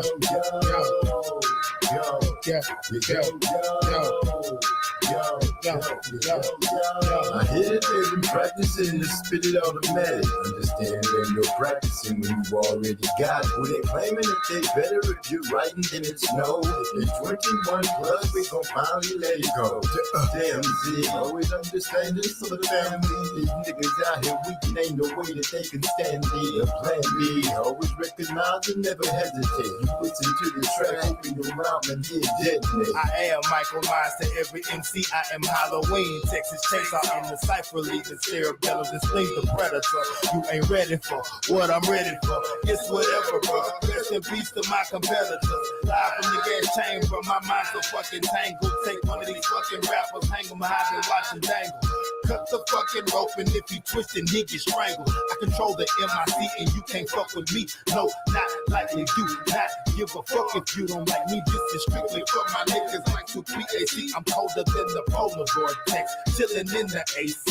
Mr. Freeze to my foes, that means you can't freeze what's already for. I got some good gas, that's strong, smoking by the whole zone. I'm so fucking high, I go sit on top of the ozone. These boys sounding whack as hell. Dr. Seuss, rhyme form, I form Voltron. Yeah, it's on jamming cyphers here. Hits from the bone, taking hits from the bone. Driving optimistic, crime jumping out, dumping shots out, Megatron. Next time you speak like spit up, pussy bitch, use the phone. I use the coastline like category 10. Cyclone, cause cataclysmic event, board up your home, pyroclastic flow. No warning shots, it's on. Kill shot straight to the dome. Yeah, I'm on my Snoop Dogg block, climb to the ball. Stay back, way back, call the hazmat, chemical spill on the track, plus the gas and air rain. Yeah, we came to party, leave the whole scene, ransack, track tight, run that. back, creeping on the low. It's that MYSTRO. That boy cause a wreck the damn show. Now all I gotta do is shut the fucking door. Chillin', reclining on the scene. I be coolin', they say I'm looking mean. I ain't trippin', I'm just trying to see the green. We having fun and we fulfilling our dreams. Yo, yo, yo, yo, yo, yo. Yo, yo, yo, yo, yo, yo, yo. Yo! That's how I go around here on MZ Talks Boxing. Y'all know what it is. Anthony Joshua. I don't want to blame Trey X for this, so I'm not going to bring it out. But I can blame him for this. I've been winning some bets. My little bank account growing up, because he giving me the right people to bet on. We took a couple of losses, but the wins outweigh the losses by far. I don't know what y'all doing or how y'all doing, but I know what I'm doing, and I'm loving it. It's going down. Trey, keep it up, man. Keep it up. I'm riding with you till the wheels fall off. Then I'll put some skates up under the rim and keep it going. That's right. So with that being said, I got the baby girl here from college. We're going to be spending a lot more time together because she's not going to be in any sports this year. She's going to do some different things. He's talking about joining a sorority or at least looking into it. I'm excited about that. Whatever she decides, I'm behind her 100%. Me, her sisters, her mother, and her brother. They've all finished college and doing their things. I'm a proud dad. So I get to have fun doing music, something that I love. Simple as that. Gil Cole said, OG, who you want to see AJ fight next? That question has been asked. Actually, Joseph Brown asked me that question, and he said that he wouldn't mind seeing Joshua fight Dillian White. I, for one, said that I'm really not in a hurry to see Joshua get in the ring right now. He got 2 losses back to back. His I don't think he has an idea of who he is. I think he's trying to find he needs to regain the Anthony Joshua precursor to Andy Ruiz, because for some reason I'm thinking that he doesn't want to exchange with people anymore because he doesn't want to take that chance of being, dare I say, embarrassed like he was with Andy Ruiz. And I think that that's causing us to see a slight hesitation in him at this moment. That's just what I'm reading out of it. Yeah, I'm not going to say the dude don't have heart, because it literally takes heart to go back into the ring to fight somebody who's already beat you. And he done that twice. Andy Ruiz made it a little easy for him because he didn't train and get himself prepared and take it seriously. But on the same point, I wouldn't want to see him fight Luis Ortiz. I wouldn't want to see him fight Andy Ruiz again. I know people going to probably hush and shun me for this one, but I don't even want to see him get in the ring with Wilder right now. Because, it's nobody that I guess Dillian White would be the best thing for him.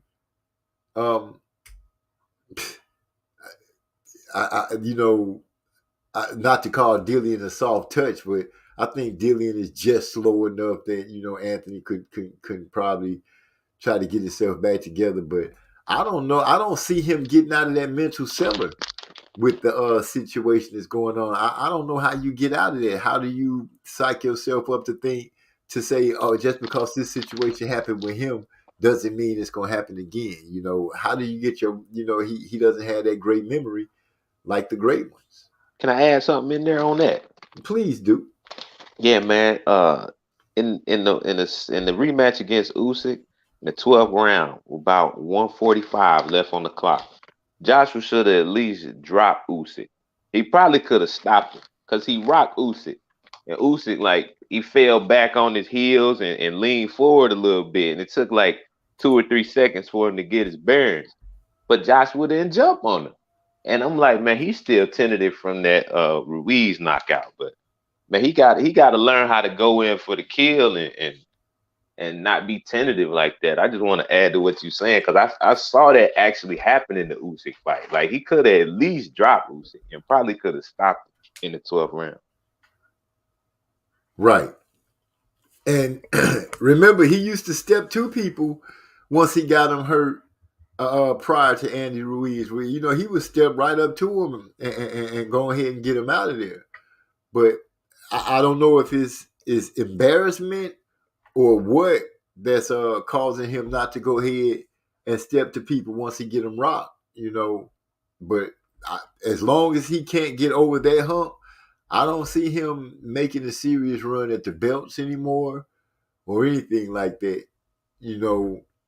I don't want to condemn the man and say I think he's done.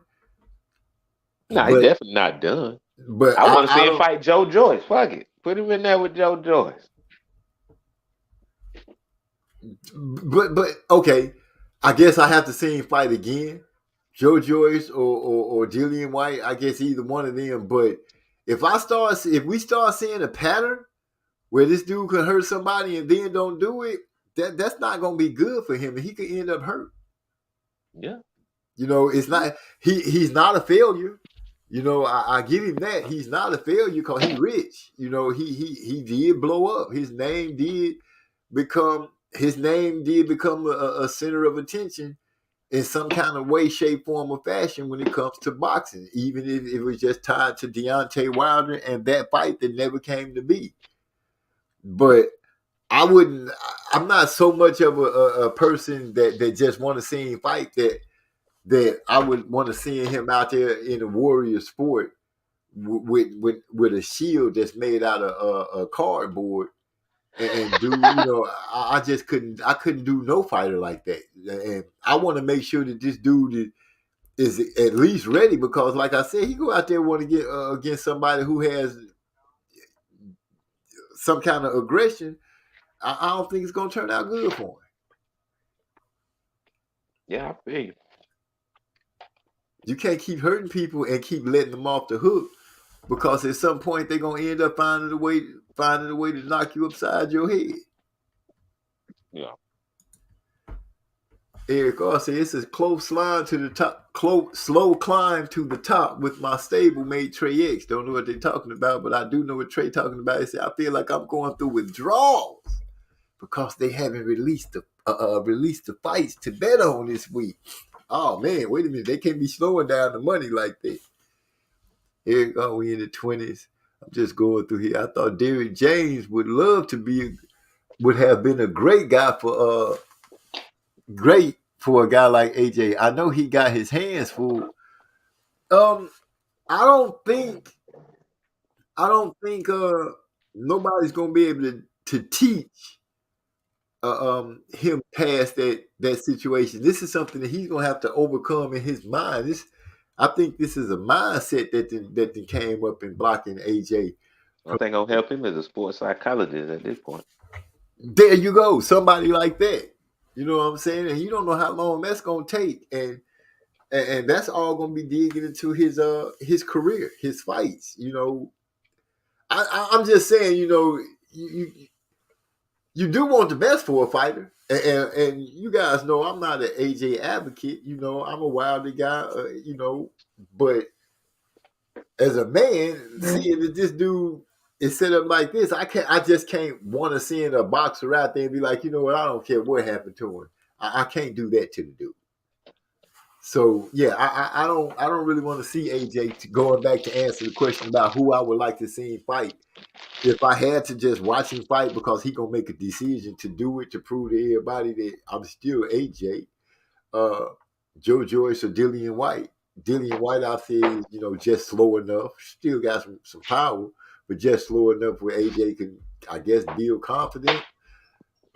the confidence from wins. But that's not going to change the fact that if he hurts somebody, he needs to run up on him like that pit bull that used to be AJ and start mauling folks again. I like to see that, brother. You got compassion for the brother. Hear me? Yeah. Yeah, we can hear you. All right, yeah. So that's something that don't get talked about enough in boxing at all. I guess it's like not really a popular thing, but sports psychologists, that is very necessary within a boxing team. Yeah, exactly. You know, that would be big right now. You know, since we got everybody screaming mental health, and I don't want to say it like I'm being condescending, because I'm not. But you know, one person say something about mental health, and then all of a sudden it's like a dam break, and all of a sudden every other boxer has mental health. I think Tank kind of when he said that, you know, ain't nothing wrong with you just being a bitch. Pretty much, you know, he put it like that.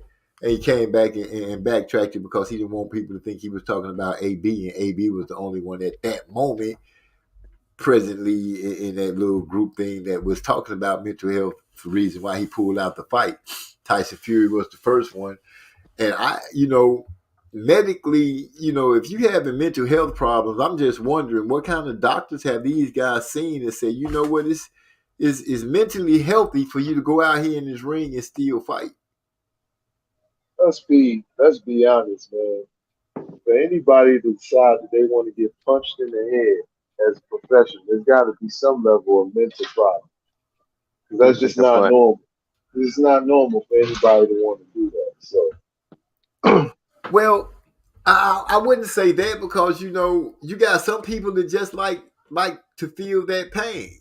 Big Bro is one of those people. One of my big bros, he just likes to feel, man, I like to be punched. I like to punch and be punched. And, you know, some people have that kind of track mind. And for some people, they can say it's a mental thing. For others, they can say it's a court. For me, I mean, go ahead. I mean, do we say that about football, though? Because them niggas be in there hitting each other in the head. I mean, like... Exactly. I was gonna slide off into that. You know, we don't say football. You have to be crazy to play football, or you have to be slightly mental. There is a level of crazy that's required for a guy to play certain positions in football, bro. Well, the best way I can put it is when we watch these fighters, we look for a certain amount of mental instability, I guess, because that's why we watch the sport. We subconsciously have accepted the fact of the dangers and things that can come up. But now that, you know, we put all this stuff on the table, you still have to say at some point, look, I'm willing to accept a lot of things. I'm even willing to accept seeing somebody die in the ring because, you know, we know it can happen. But I don't want to. What I don't want to do is send one of those fighters out there ill-equipped, especially in his mind because he got beat a certain way. And this is just me guessing. I don't know if that's what's wrong with the dude. It's just what it looks like to me. Your biggest problem starts showing up after Andy put hands on you. Nobody got a chance to really see it be there because in the second fight, people was acting like they were so amazed that Joshua was staying on the outside and boxing up 300-pound Andy Ruiz, who could not move. Yeah, and it's crazy because he went out there and put hands on Pulev, and I think that was after the Ruiz fight. But is Pulev really? If you look at him, is he really that kind of guy? I mean, he's not considered one of them high level guys, but he dangerous. He can punch. You know. Yeah, he could punch, but you know, AJ could still deal with that. But when he got back on that level where it's fast hands, combination, somebody who gonna meet you, or who not really respecting you like the guys from your side of the pond. Yeah, I mean that's a good point. The fast hands, because that's what dropped him with Ruiz. Right, you know, and I'm gonna say till somebody or he proves me wrong that Ruiz messed him up. Yeah, kind of way. I wouldn't disagree with that at all. Well, I like to take it back even further than that. Because you gotta, as a fighter, it has to be progression. AJ, you know, he came out the Olympics, you know, lots of, paddock wins and stuff, was rushed pretty fast. He was moved up pretty fast and hyped up. All right. Sound low. You sound kind of low, bro. It sounds like he might be driving. But shoot, I'm pretty much understanding. I can hear Hyphy. Come on back. Finish saying what you saying. All right, what about now? It's a little better. I can tell your volume is turned up, but you know I'm pretty sure that the family could hear you. I was saying, so this brother, the one thing that he's lacking is the progression as a fighter. From the time when he fought Klitschko, there's been no progression as a fighter. So yeah, it's part of him as far as his team, but it's also the matchmaking that came behind it. There was no progression as a fighter. You're right, and things happen so quick. When you think about it, I'm gonna say Pulev was an easy touch. So you might have to repeat what he said for the people who couldn't hear him. Damn, that threw me off like a. My fault. Because there was something that he was saying I didn't hear. He was saying that AJ, in a nutshell, AJ isn't progressing. Oh, yeah, okay. He's not progressing. You know, we're not seeing that progression in him, like you would see with fighters. Actually, okay. You know, after Andy Ruiz, he started degressing. Mm-hmm. That's, you know, we got Trey X joining the conversation. What's up, man? What's going down? Glad to see you jumping in. What, you got something you want to say? Yeah, I think y'all motherfuckers being a little bit unfair up here. And Duquesne, what the fuck is you eating? You eating Doritos, my nigga? On the live stream? That's all we sitting down there listening to. We listen to this nigga eating chips and shit all day. This nigga is crazy. This man. the man got chip residue all in the microphone. Hey, bro, ain't nobody saying shit. I thought y'all couldn't hear me. Nigga, we hear that shit loud and clear. Apex Legend Troll already said something about it, man. That he thought he was hypey though. But I'm I over here already killing know these who it is. quesadillas on y'all. My bad. Let me go on mute real quick. I already knew who it was. He talking about this hypey. I was like, nah, nigga, that's the Kane. I ain't say it, but I'm thinking it. Nigga, that's the Kane. But yeah, I think y'all been a little bit unfair on AJ. It ain't like he out here fighting just some weak ass scrubs. I mean, the people that he done lost to, he lost to a 3.5. Okay, a 3.5 can beat anybody to a 5. That's just what that is. If they have their day and the other guy have off day, boom, you can beat a 3.5 could beat a 5. He lost to a bona fide 5. I'm talking about a historical 5 in Usyk. I mean, it ain't too much shame in that, in my opinion. That's just what that is. And then you talking about Pulev, a light touch, that's a 4.5 on a pedigree scale. Man, that's why I be coming up with that shit, man, to keep this shit in perspective. A motherfucker go out there and he winning in the AIBAs and all that kind of shit, then we turn around and call him a light touch. Nigga, that's crazy. But hold on, let me say one more thing. Let me just say one more thing. And then, like, we looking at somebody like AJ, the type of people he losing to, right? Okay, I hold that. I don't like somebody like Tony Yoka. I think that's worse. Tony Yoka went out there and lost to a man with no amateur experience in his last fight. A motherfucking 5 went out there and lost to a 0. I think that's atrocious. And me and you, we would have lost money on that fight. But Coley, the type of dude that's tough, he got a great chin, no amateur background, going against an Olympic silver medalist. I would have bet on Yoka by decision in a heartbeat and would have lost. But somebody like Joshua going out here losing the 3.5s and 5s and fighting against 4.5s and shit. Come on, man. I gotta defend the man a little bit. It ain't like he going out here losing to 0s and 0.5s and shit. You know what I'm saying? But that's just the way I look at boxing. You know what I'm saying? Right. But now, hear me out, because when I spoke on it, what I was giving was my opinion on what I think is wrong with AJ.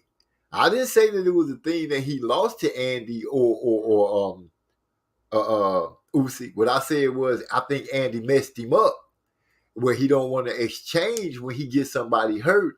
He's going to pause. He's not going to pull the trigger, and he's going to keep letting cats recover, and that can't be a good mix for him. And I'm thinking that, we're going to start seeing that pop up with him decisively. I just call Pulev the light touch because he's not as fast as Andy and Usyk. He's more of a slower dude Oh no, go ahead. My bad. He's more. You paused for a long time. Yeah, cause I had to take a breath. I'm old. I have to breathe in between some of the stuff I be saying. I damn about to pass out. But that's what I'm looking at.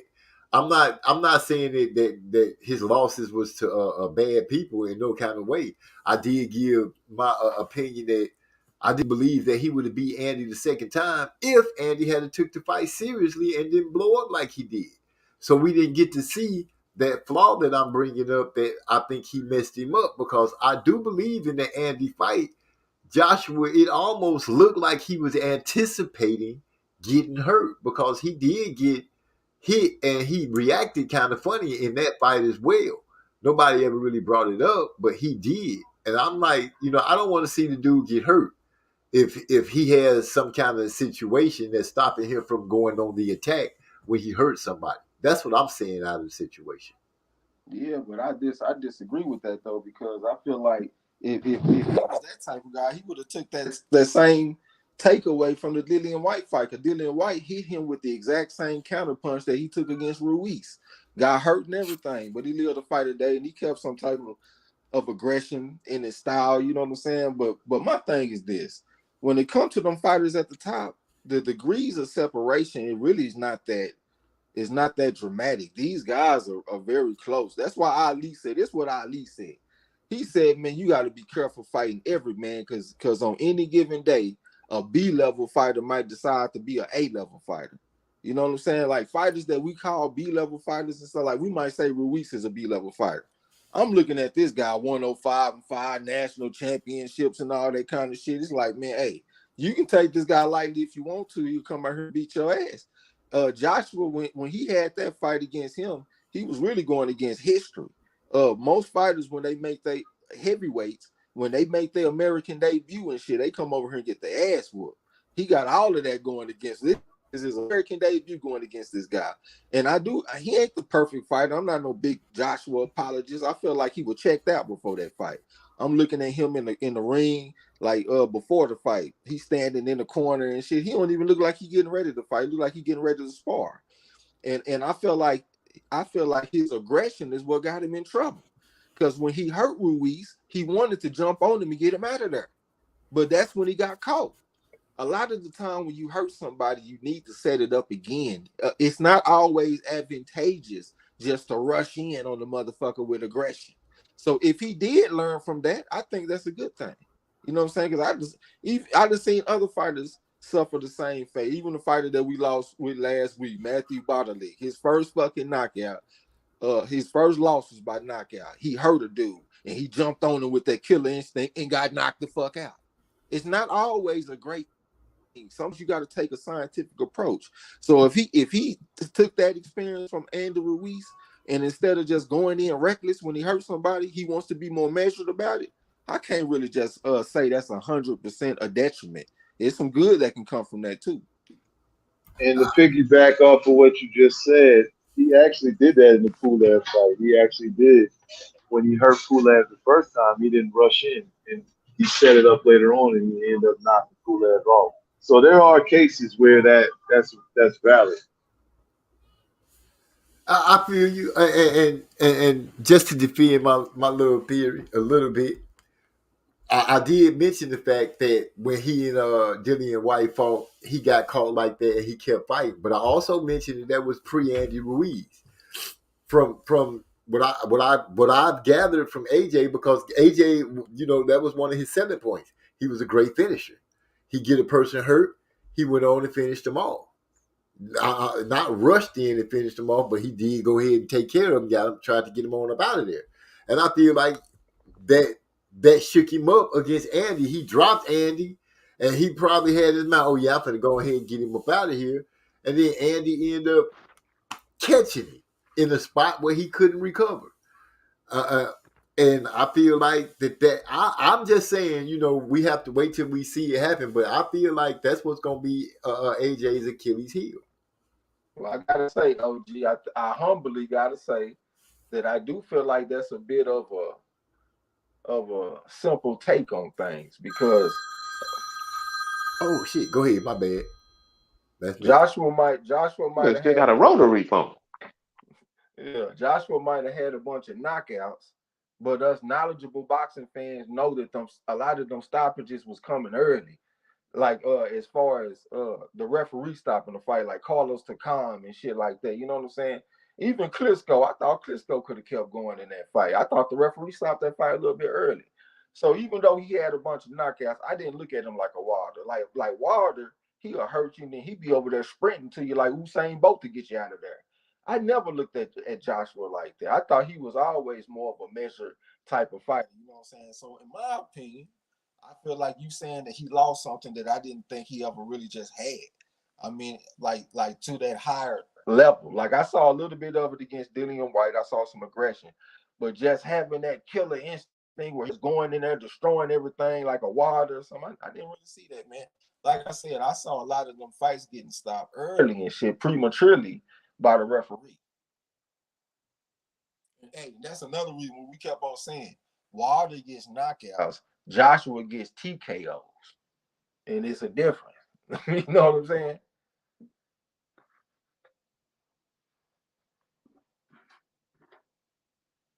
I know he probably over there on the phone. And shit. Yeah, I feel you and shit, man. Hey, I'm gonna agree that that's a good thing to have, to not always rush in when you get people hurt. My only thing about that Usyk fight was he knocked Usyk off his balance. Like he had Usyk on his heels and he stood there until that man got his footing. Like I don't understand, bro. Like you don't knock a fighter off balance and then just stand there while he get his feet back under. What round was it? 12th round. Yeah, that's when he ain't got that. Nigga, have you ever been in a boxing ring, nigga, and you on your last bit of gas? Nigga, do you know how that feels? I'm a different type of athlete, brother. Well, I'm just saying though, my nigga, if you in a 12 round, that motherfucker might not have had no gas, man. You know what I'm Might saying? not That's just have. what that is. Shit, I done been in the boxing ring and been tired as a motherfucker. I know how this shit feel, nigga. Sometimes you want to throw, but you can't. All this blood done rush to your arms and shit, nigga. Them hoes feel tight, nigga. Especially when you got a body like Joshua. And I can kind of relate because I got a muscular type of frame. Nigga, all that blood rush up in there, nigga. I ain't never been 12, but I done been in the ring and went 6. Nigga, that's enough to get tired. Especially when you ain't no professional, nigga. I was a fucking amateur fighter, nigga. I go 5 or 6 rounds, nigga. Get tired, nigga. I'm talking about everybody out there. Trey, jab. Nigga, I want to jab this motherfucker, but shit, my shit heavy right there. You know what I'm saying? We've been going. We done went to war. It's 6 rounds. You know what I'm saying? So what you saying is he's not a 12-round fighter. Well, you see that as soon as you said that, like I asked you what round it was, because I already knew you was gonna say a late round. I thought you was gonna say like 9 or 10 or something like that. You know what I'm saying? It is what it is, man. That was his shortcoming in the fight, his gas tank. But I actually saw some positives for the fight. Yeah, he did a lot of good shit. Yeah, he did some good shit. I thought Robert Garcia had him in a better coming in with a better game plan and shit. I definitely do think it's still more that he can do. I feel like him coming in 4 pounds heavier, they was trying to be physical, like with the mindset, but as far as the gas tank goes, that's not the best for him. Like the best gas tank I saw him have was against Ruiz in the second fight, and he came in light in that. I thought this was a fight he might want to come in like too. You know what I'm saying? Because you're already naturally bigger than this guy. If you go to the body, you're gonna be able to hurt him. You know what I'm saying? You ain't gotta be 240 something. You can come in that bitch 234 or some shit, nigga, and still be able to hurt this guy. And be kind of swift on your feet a little bit and preserve a gas tank so you can go deep into the fight. You know what I'm saying? But they came in 4 pounds heavier than the first fight, and the gas tank wasn't the same. Right. Hey, did y'all talk about this on Marlo's Corner? Oh no, he didn't come on yesterday. Yeah, he said he had some shit that he had to take care of. At the half. Yeah, want to add on talking about too whole team with the muscles. I couldn't. I was just watching. Man, who that goddamn popcorn internet going right that nigga now? sound like a dolphin trying to talk. That nigga got that over Rittenbacher internet. That nigga still got the Obama phone. That's what he got. Right. That boy, that stuff popping and crackling. Come back, Hypey. Come back.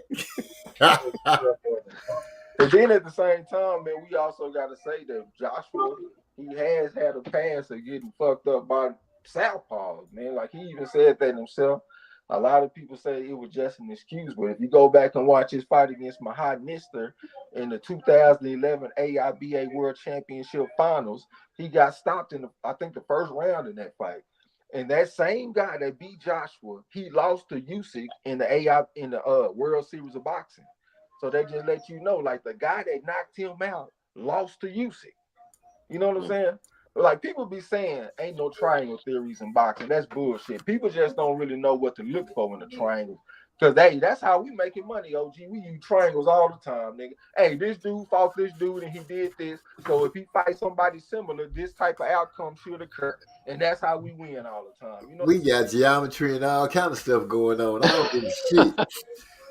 It keep equaling up to money, so it is what it is. Triangle theory and square bit.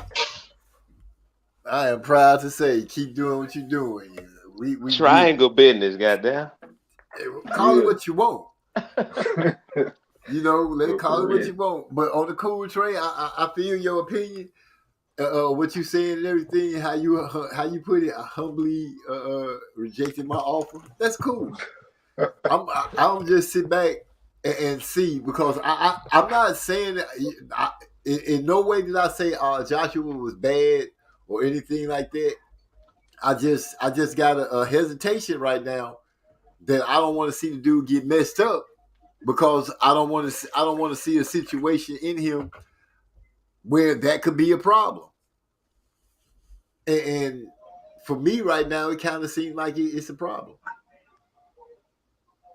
Okay. I mean, man, that's your OG.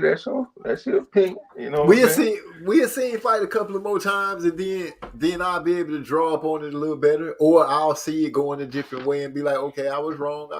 That opinion is not what it is. But Yeah, for right now, go ahead. Oh my bad. I was just gonna say, I think I've seen enough from Joshua to know that he's legit. He's not just some great fighter. But if you going out here and you beating people, like what's the fucking Eastern European that fought against Klitschko back in the day?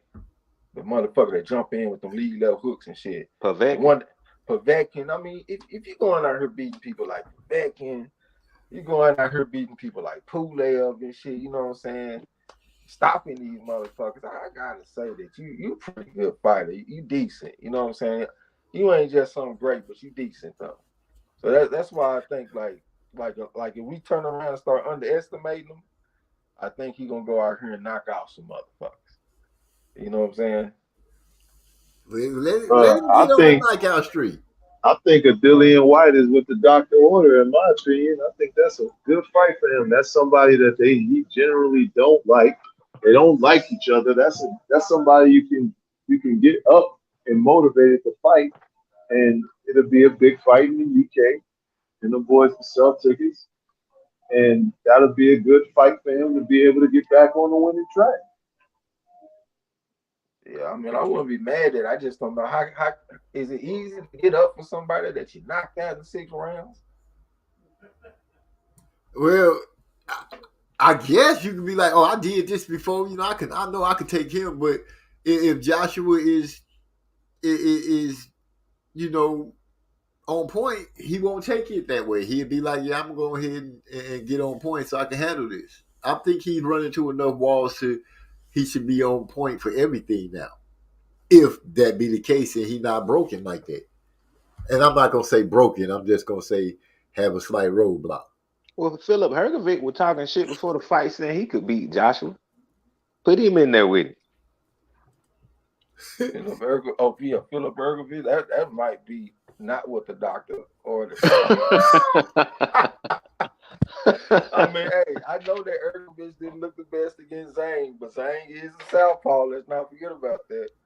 And this motherfucker going against another Orthodox fighter, and he got way more. Well, I ain't gonna say no, he don't. He don't even have way more fights. Because Hergovic was 74-15. You know what I'm saying? He got a bronze in the AIBAs. He got a gold in the Youth World Championships. He got a bronze in the Olympics. And this motherfucker, Joshua, he was like 32-8. Sometimes you might see like 40-8. You know what I'm saying? So that's not a ton more fights. Yeah, he might go out there and get with Hergovic. Hell, shit. I think Hergovic should be the favorite, but Joshua might go out there and get with that motherfucker. And yeah, Joshua looked a lot improved in that Usyk fight, man. I want to see Joshua back in the ring after that. Okay.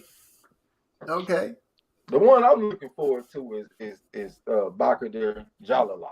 That's the one I'm looking forward to. How tall is he? What he gonna do? 6'7". Okay. Yeah, and he can move like Fury. Get all these big ass dudes from Uzbekistan, man, they over there. Hey, quietly, Uzbekistan box powerhouse right now. You know what I'm saying? Like, just giving credit where it's due, man. Them motherfuckers is putting out a whole bunch of good fighters out of Uzbekistan. They all big? Shit, they different weight classes, but this dude here a damn giant. He got footwork. He can move like Fury. I'm talking about he light on his feet, be on his toes. Got long ass arms. He got power. He won bronze in the AIBA World Championships, but he came back and won the gold. And he won a gold in the silver. I mean, a gold in the Olympics. My bad. So, yeah, this is a bad motherfucker. 247-17 amateur record. You know what I'm saying? So, like, I like Hergovic because Hergovic got the amateur accomplishments, but he don't have the volume. This guy, Jalilov, he got the accomplishments and the volume. You know what I'm saying? He was fighting against people like Joyce and shit like that. You know what I'm saying? So, yeah, I think this dude is next up. I'm gonna have to scoot out on y'all, brothers. He say scoot out and bounce seriously. Yeah, that's out there. good, nigga. Going on with all that pizza and chili and all this shit that motherfucker be up here eating, man. This nigga eating a buffet while we trying to do the damn live stream. You know how the nigga do. He was just eating. You know what? I'm so used to noise being made for some reason. I did not even really hear it. I started seeing everybody saying, "What's that in the background?" Then I caught the jokes. But was he on? I don't know.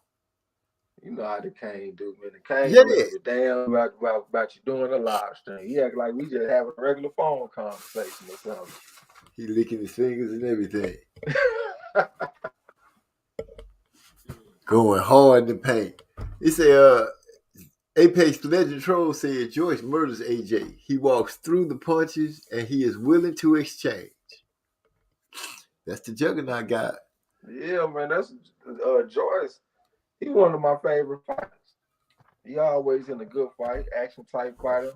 I done bet against him. Well, not bet against him, but I done picked against him a few times. I had to eat crow. I remember I had 2 bodies over him early when he first came through. Because I was just like, man, this man's so slow. You know what I'm saying? Like, how can he go out here and beat these fighters? But he go out there and beat them motherfuckers, man. And I picked against him with the boy too, like a fucking dumbass. I knew going in. Look, this is how stupid I was back then, bro. Like, all right, The boy, he was like 69-6 as an amateur. he ain't win nothing major. He going against Joe Joyce, who is an Olympic silver medalist. You know what I'm saying? The motherfucker them fought in the World Series of Boxing. Like, he fighting against people like Usyk in the World Series of Boxing. The man was a sparring partner for Daniel Dubois and was whooping his ass. But what made me nervous is that the odds makers had Daniel Dubois as a 5-1 favorite. It might even be 8-1. I think it was 5-1. So I'm thinking, like, what am I missing? Because all the facts add up to picking Joe Joyce. But maybe I'm missing something because the odds makers got it so much different. So I went with Daniel Dubois and looking dumb, man. I swear that was one of them times I'm just like, man, fuck what the odds makers saying, all that kind of shit. If I see some evidence that I need to take one fighter over another, that's where I'm going with.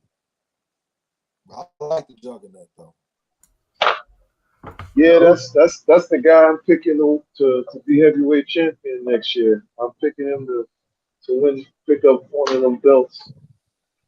I feel like he's a guy that he gets slept on. He's not talked about enough, and I feel like he's gonna have his breakout. His coming out party is coming real soon. I think Joseph Parker is walking into a bad situation fighting him. Yeah, I'm thinking about how you think that fight going in. You think Joyce gonna stop him? I was just about to ask that question. I think Joyce pressure. Joyce pressure, his front foot pressure, his jab, and the fact that he's always throwing combination punches. He's always setting up. His offense is being set up off his jab. He's always putting something in front of a guy where he's got to find a way to get out of the way of. Even though it takes a while for it to get there, it always hits the mark. He does not waste shots. And he's very busy. That's one of his biggest traits. His gas tank. He never wears down in a fight. His gas tank is always on point. He's always in good shape, and he's gonna be there the whole fight. He'll kill him, man. That's why I say he's one of my favorites. But I'm gonna be honest with you. I can see Parker going out there styling on. I'm gonna be real, man, because his hands is so much faster. He done fought at the top level too. This ain't Parker first walk around the block, first trip around the block. Parker done been around, and he got amateur background and shit. You know what I'm saying? I done seen Parker go out there and put fast hand combinations on motherfuckers before. Like, he just got so much more speed than Joyce. And I done seen Joyce get down on the cards and shit. Man, I'm gonna go ahead and jump off for a minute. Let y'all have this. Y'all motherfucker. Hey, I don't know what you got going on over OG over there. You over there putting some shelves together, nigga? No,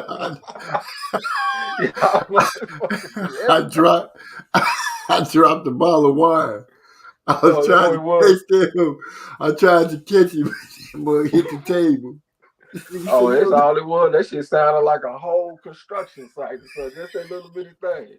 But look, yeah, I won't be surprised if Parker go out here and win this fight. You know what I'm saying? Like I'm going to take Joe Joyce more than likely. I'm thinking about taking him. I ain't gonna say all that.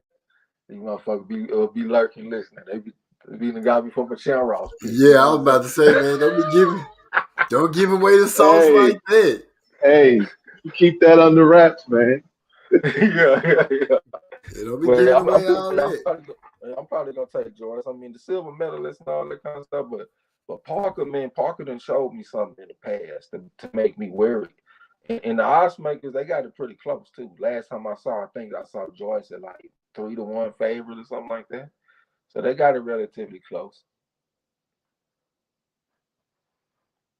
But I know Parker can box. I know Joyce is slow. I guess if Parker can dodge getting hit, if he can use his fancy footwork and fast hands to stay out of the Juggernaut's way, I can see him getting it on point. But if he get caught up somewhere where he can't get out of it, I can see him laying down. Yeah, see, Joyce ain't really got that one punch knockout power either. He kind of got to wear you down. Yeah, just keep coming, throwing all these punches. You know what I'm saying? Now I can see Parker putting some binks on him and then turning it. You know what I'm saying? But I know Joyce is gonna keep coming. It's just whether Parker, if his gas tank is on point, because like Joseph Brown said, the man got a hell of a gas tank and a hell of a motor. And like Joe Joyce, this is what he is. He a fighter that got a hell of a jab, hell of a chin, hell of a heart, hell of a gas tank, hell of a motor. That's what it's all about. That sounds like a big Earl Spence. Yeah, I would give Earl more credit with the scientific part of boxing, though, and the skills. When I look at Joe Joyce, I don't see science at all. You know what I'm saying? Like, I don't see no science, bro. I done watched a lot of his fights in the amateurs. I watched him in the World Series of Boxing. As a matter of fact, him and Ergovich fought in the World Series of Boxing. They gave it to Joe Joyce. You know what I'm saying? Joyce is like the dude that I told y'all like back of the Jalalov. Joyce beat him in the fucking Olympics. Like Joyce is square business. Even though he ain't the most skilled, the man still wins. You know, bro, he got solid timing, man. Like the man's timing for a guy who is slow as he is something to behold, man. Can we compare him to Jarrett Hurd? Okay, if that's how Joe look, okay. Jarrett Hurd comes straight forward, just constant pressure. Yeah, heavy-handed, but not one punch knockout, wear you down, just hammer you like he did Laura. And we used to say he blocked punches with his face, right? And yeah, I heard that a lot. And we say the same thing about Joyce, right? He blocked punches with his face. I can't really say that about Joyce. I think he's a little bit more responsible defensively than the Jarrett Hurd. Okay, he might be a little bit more defensively responsible, but I done seen that man take a lot of punches, bro. Like I done seen him take some punches and walk through them holes. That's how he got the name Juggernaut. You don't get that name without taking punches. You don't get that name by being defensively responsible.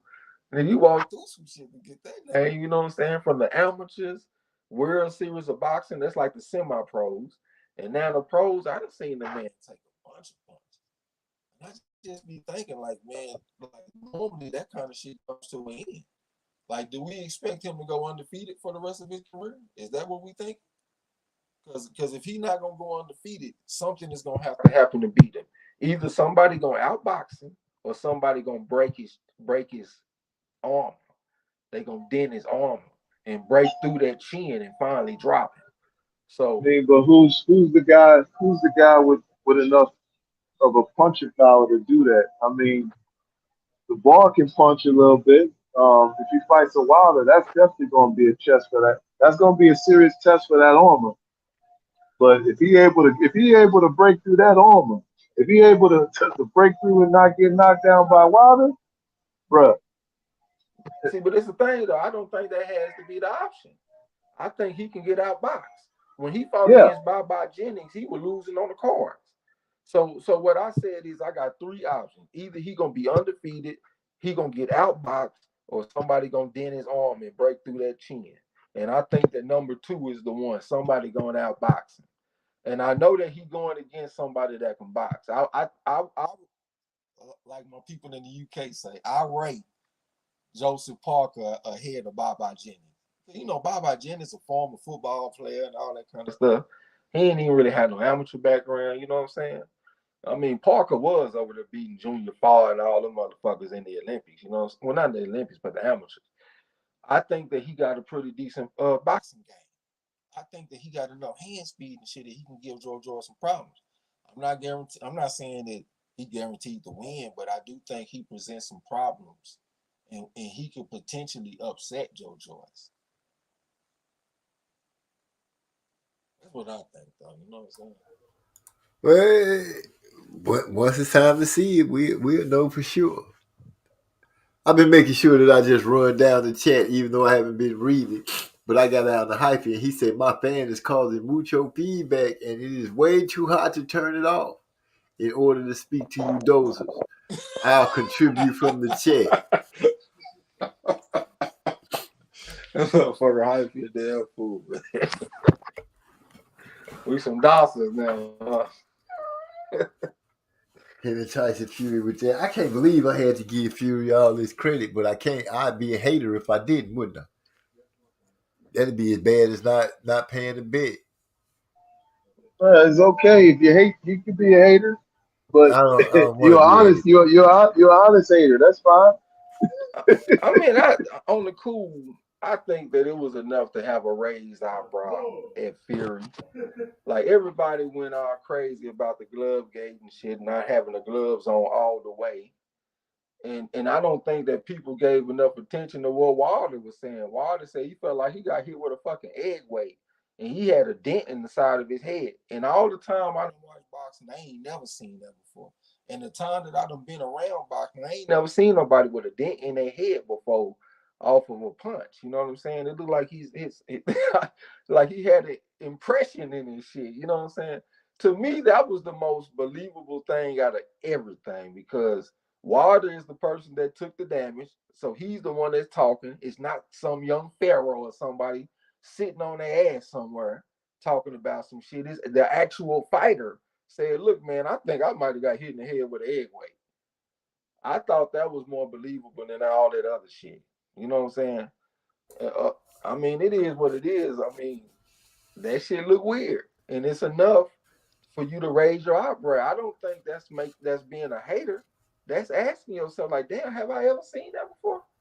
Where a man take a looping right hand, and all of a sudden he got a dent in the side of his fucking head? Like, I ain't never seen that before. You know what I'm saying? I don't think that make me no hater. You know, I just get, you know how I am about Fury. It's just, But let me go ahead and finish. Apex Legend Troll says, I seen it coming. The boy, had a lot of the UK stoppages. Never tested Joyce. Is about to handle. Joyce is slowly building the best resume at heavyweight. Yeah, I fuck with the Juggernaut, man. He American fighter. The Juggernaut. No, UK. Oh, he one of them? Yeah. He the one that gets slept on the most over there in the UK. They don't even understand. He probably one of their best. So he the one they should be pushing. They should be pushing him. I just thought about something too, and I can't even lie. Like, if Fury did put an egg weight in his glove, that shit is fucking hilarious to me whenever I think about that shit. Where a motherfucker say, man, this motherfucker that hit me hard like that, he got me fucked up. I'm gonna come back with something.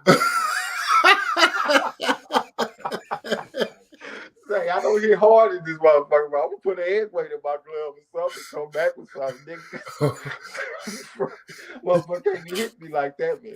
Oh, so you said he was paying him back for hitting him in the... The man ain't never been hit like that, man. The man that went to sleep and woke back up, shit. Hey, that shit would be hilarious if it's true. It's probably not true, but if it is, that shit would be funny to me. I ain't gonna lie. I don't know. There's so much to be said about Fury, around Fury, and things like that.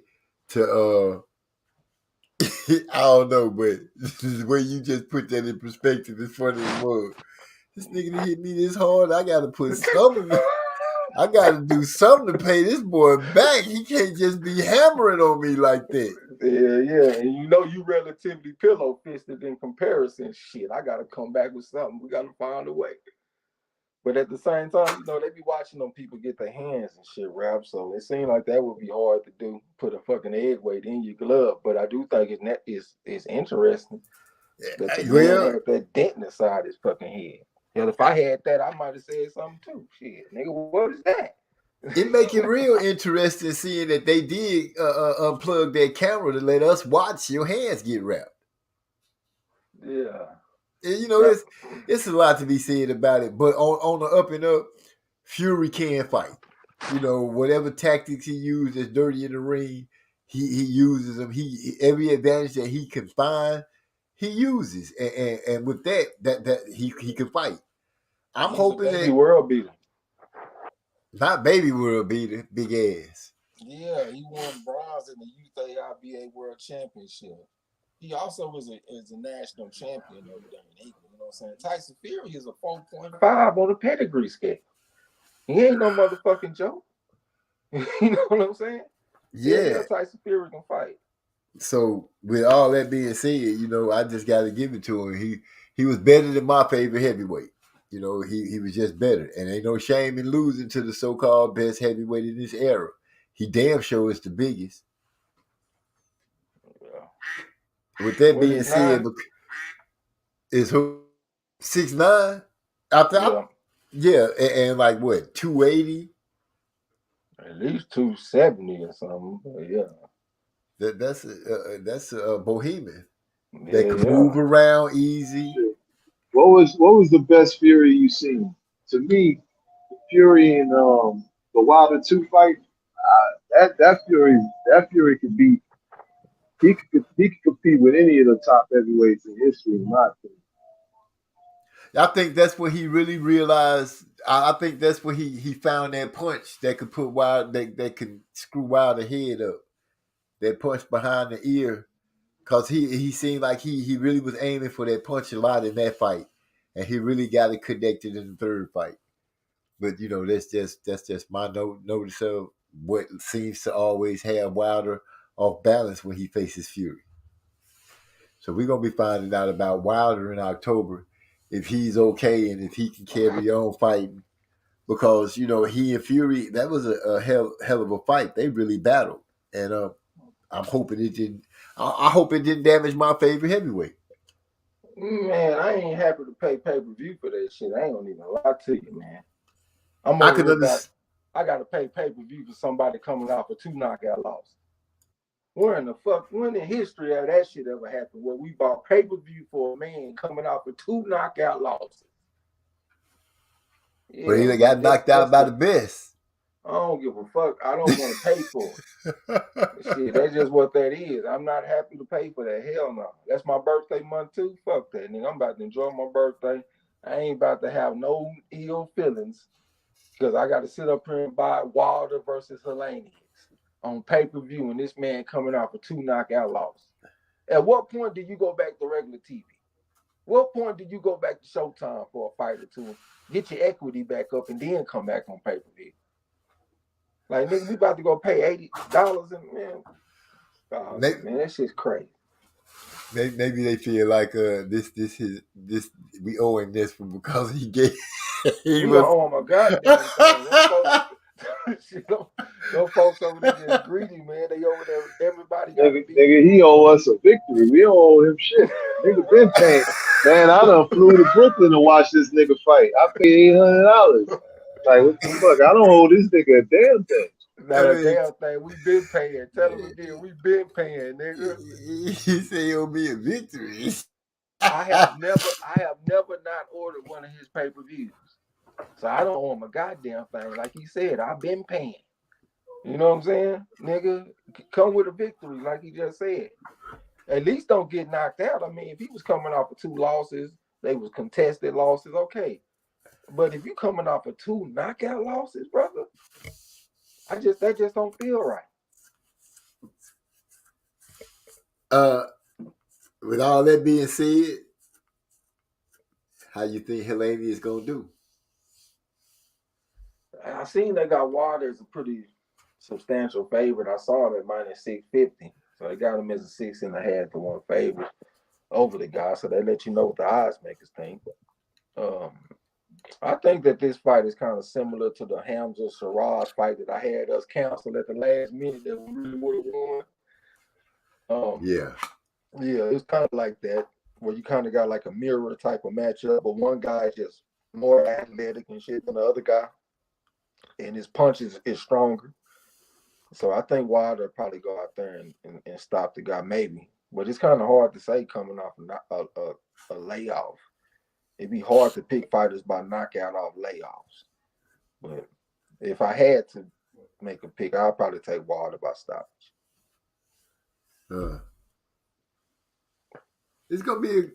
I'm hoping it's a decent fight where we can get a good read off of it.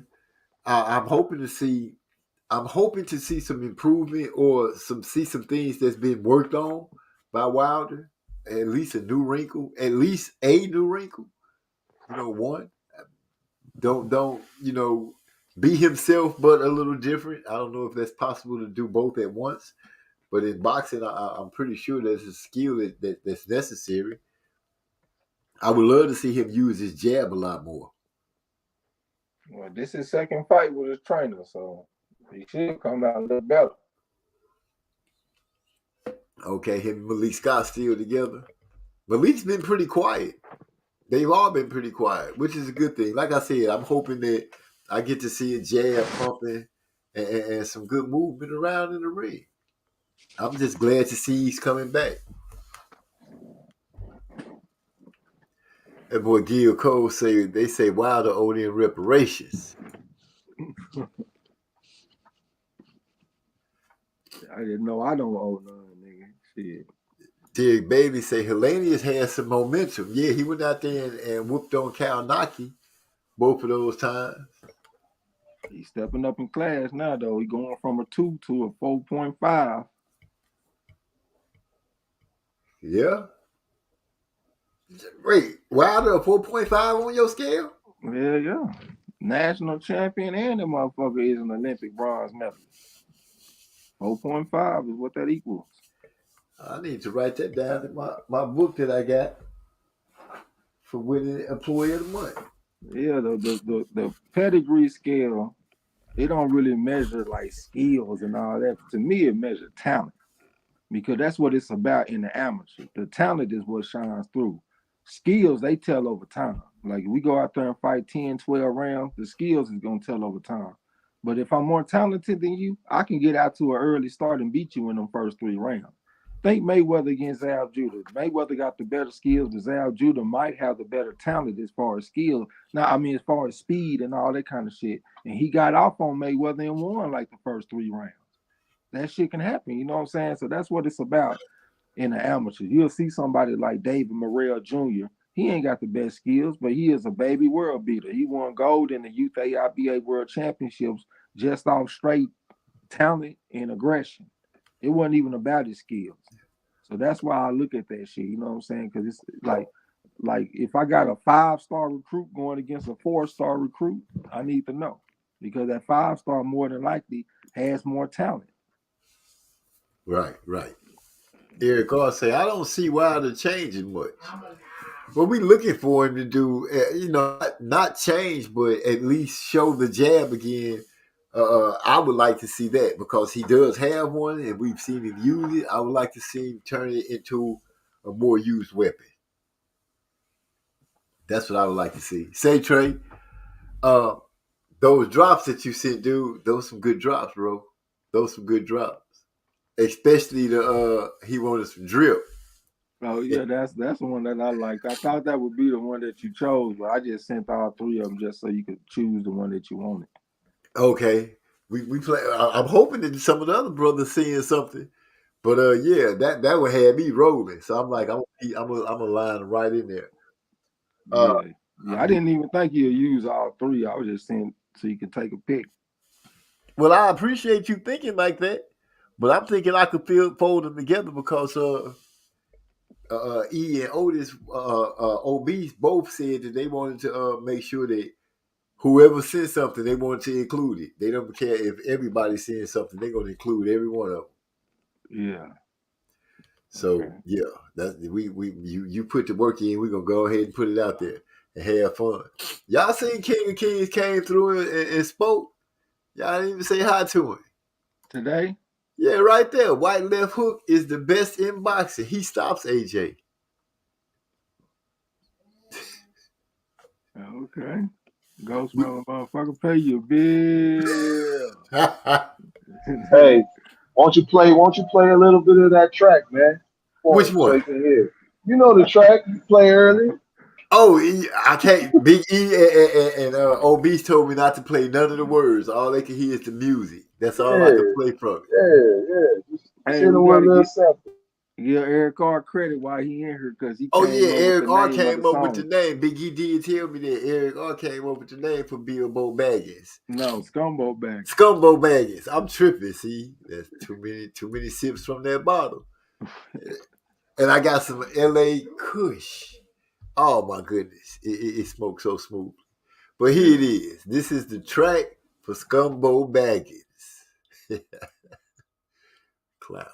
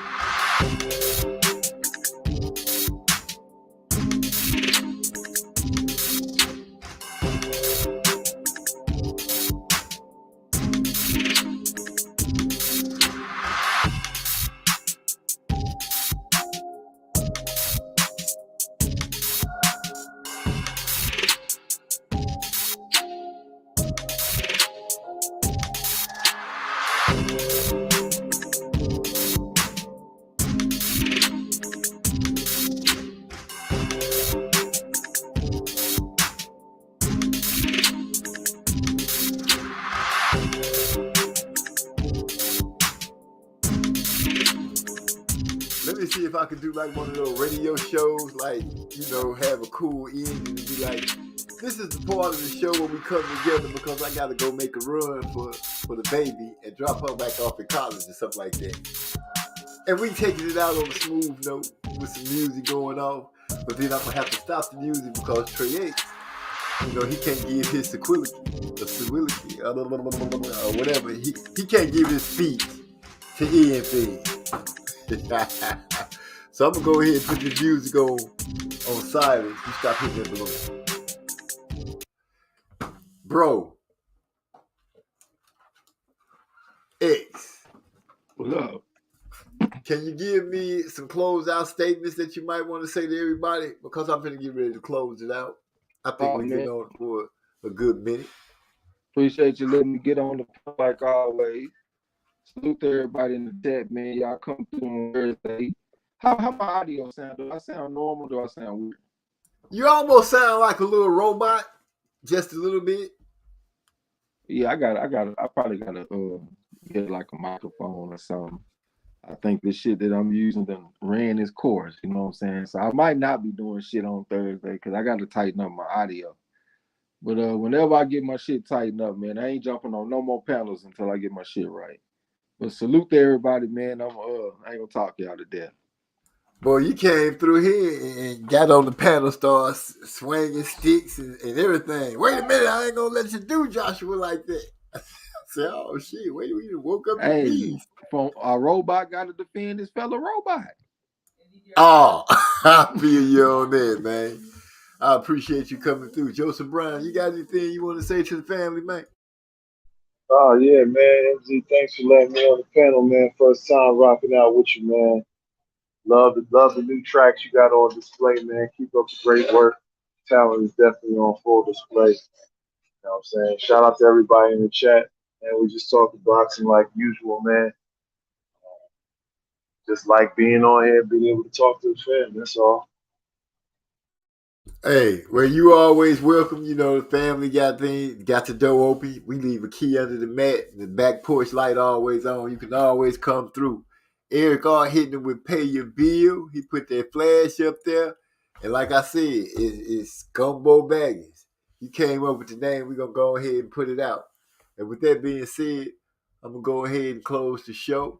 Say thank you to everybody.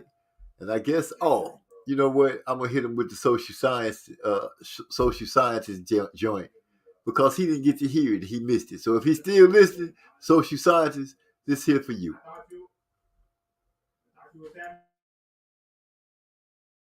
We're about to show you something. We're about to show you something. We're about to show you something. And then we be from it. You take the rapper, rewrite his verse like 5 times. Had his best friend standing around like 5 moms. Got your baby mama screaming, better call your ghostwriter. This nigga is here, fire. That bitch is no liar. I make a move into the booth, they start to hesitate. I clear my throat, they start to meditate. But here's the truth, I'ma go ahead and rock it when it's time for me to start. There ain't no way to keep talking no part. We're about to show you something. We're about to show you something. We're about to show you something. And then we be from when they play in the club. The way the nasty start to bounce, spinning around the pool like a helicopter about to rain. Baby in the club, watch the way the weather start to change. Drop the track on the track tight, watch the way the dollars rain. Before you know it, she got the thing all up in your face. And she's so close that if you breathe wrong, you might get a taste. Then you black out when you wake up in the morning. Now you stretching and yawning as you leave in the track tight on. We're about to show you something. We're about to show you something. We're about to show you something. And then we be running. They take it to the streets, okay, we can take it there. Let me be real clear, and then I'm gonna play fair. Understand, I won't stop till I get mama, daddy, and baby there. Are we clear? See that it's too late, and I ain't trying to hit you plead for your life with that wait. And over till your smooth muscles stop. And I don't walk away till your breathing is not. Your breathing is not. We're about to show you something. We're about to show you something. We're about to show you something. And then we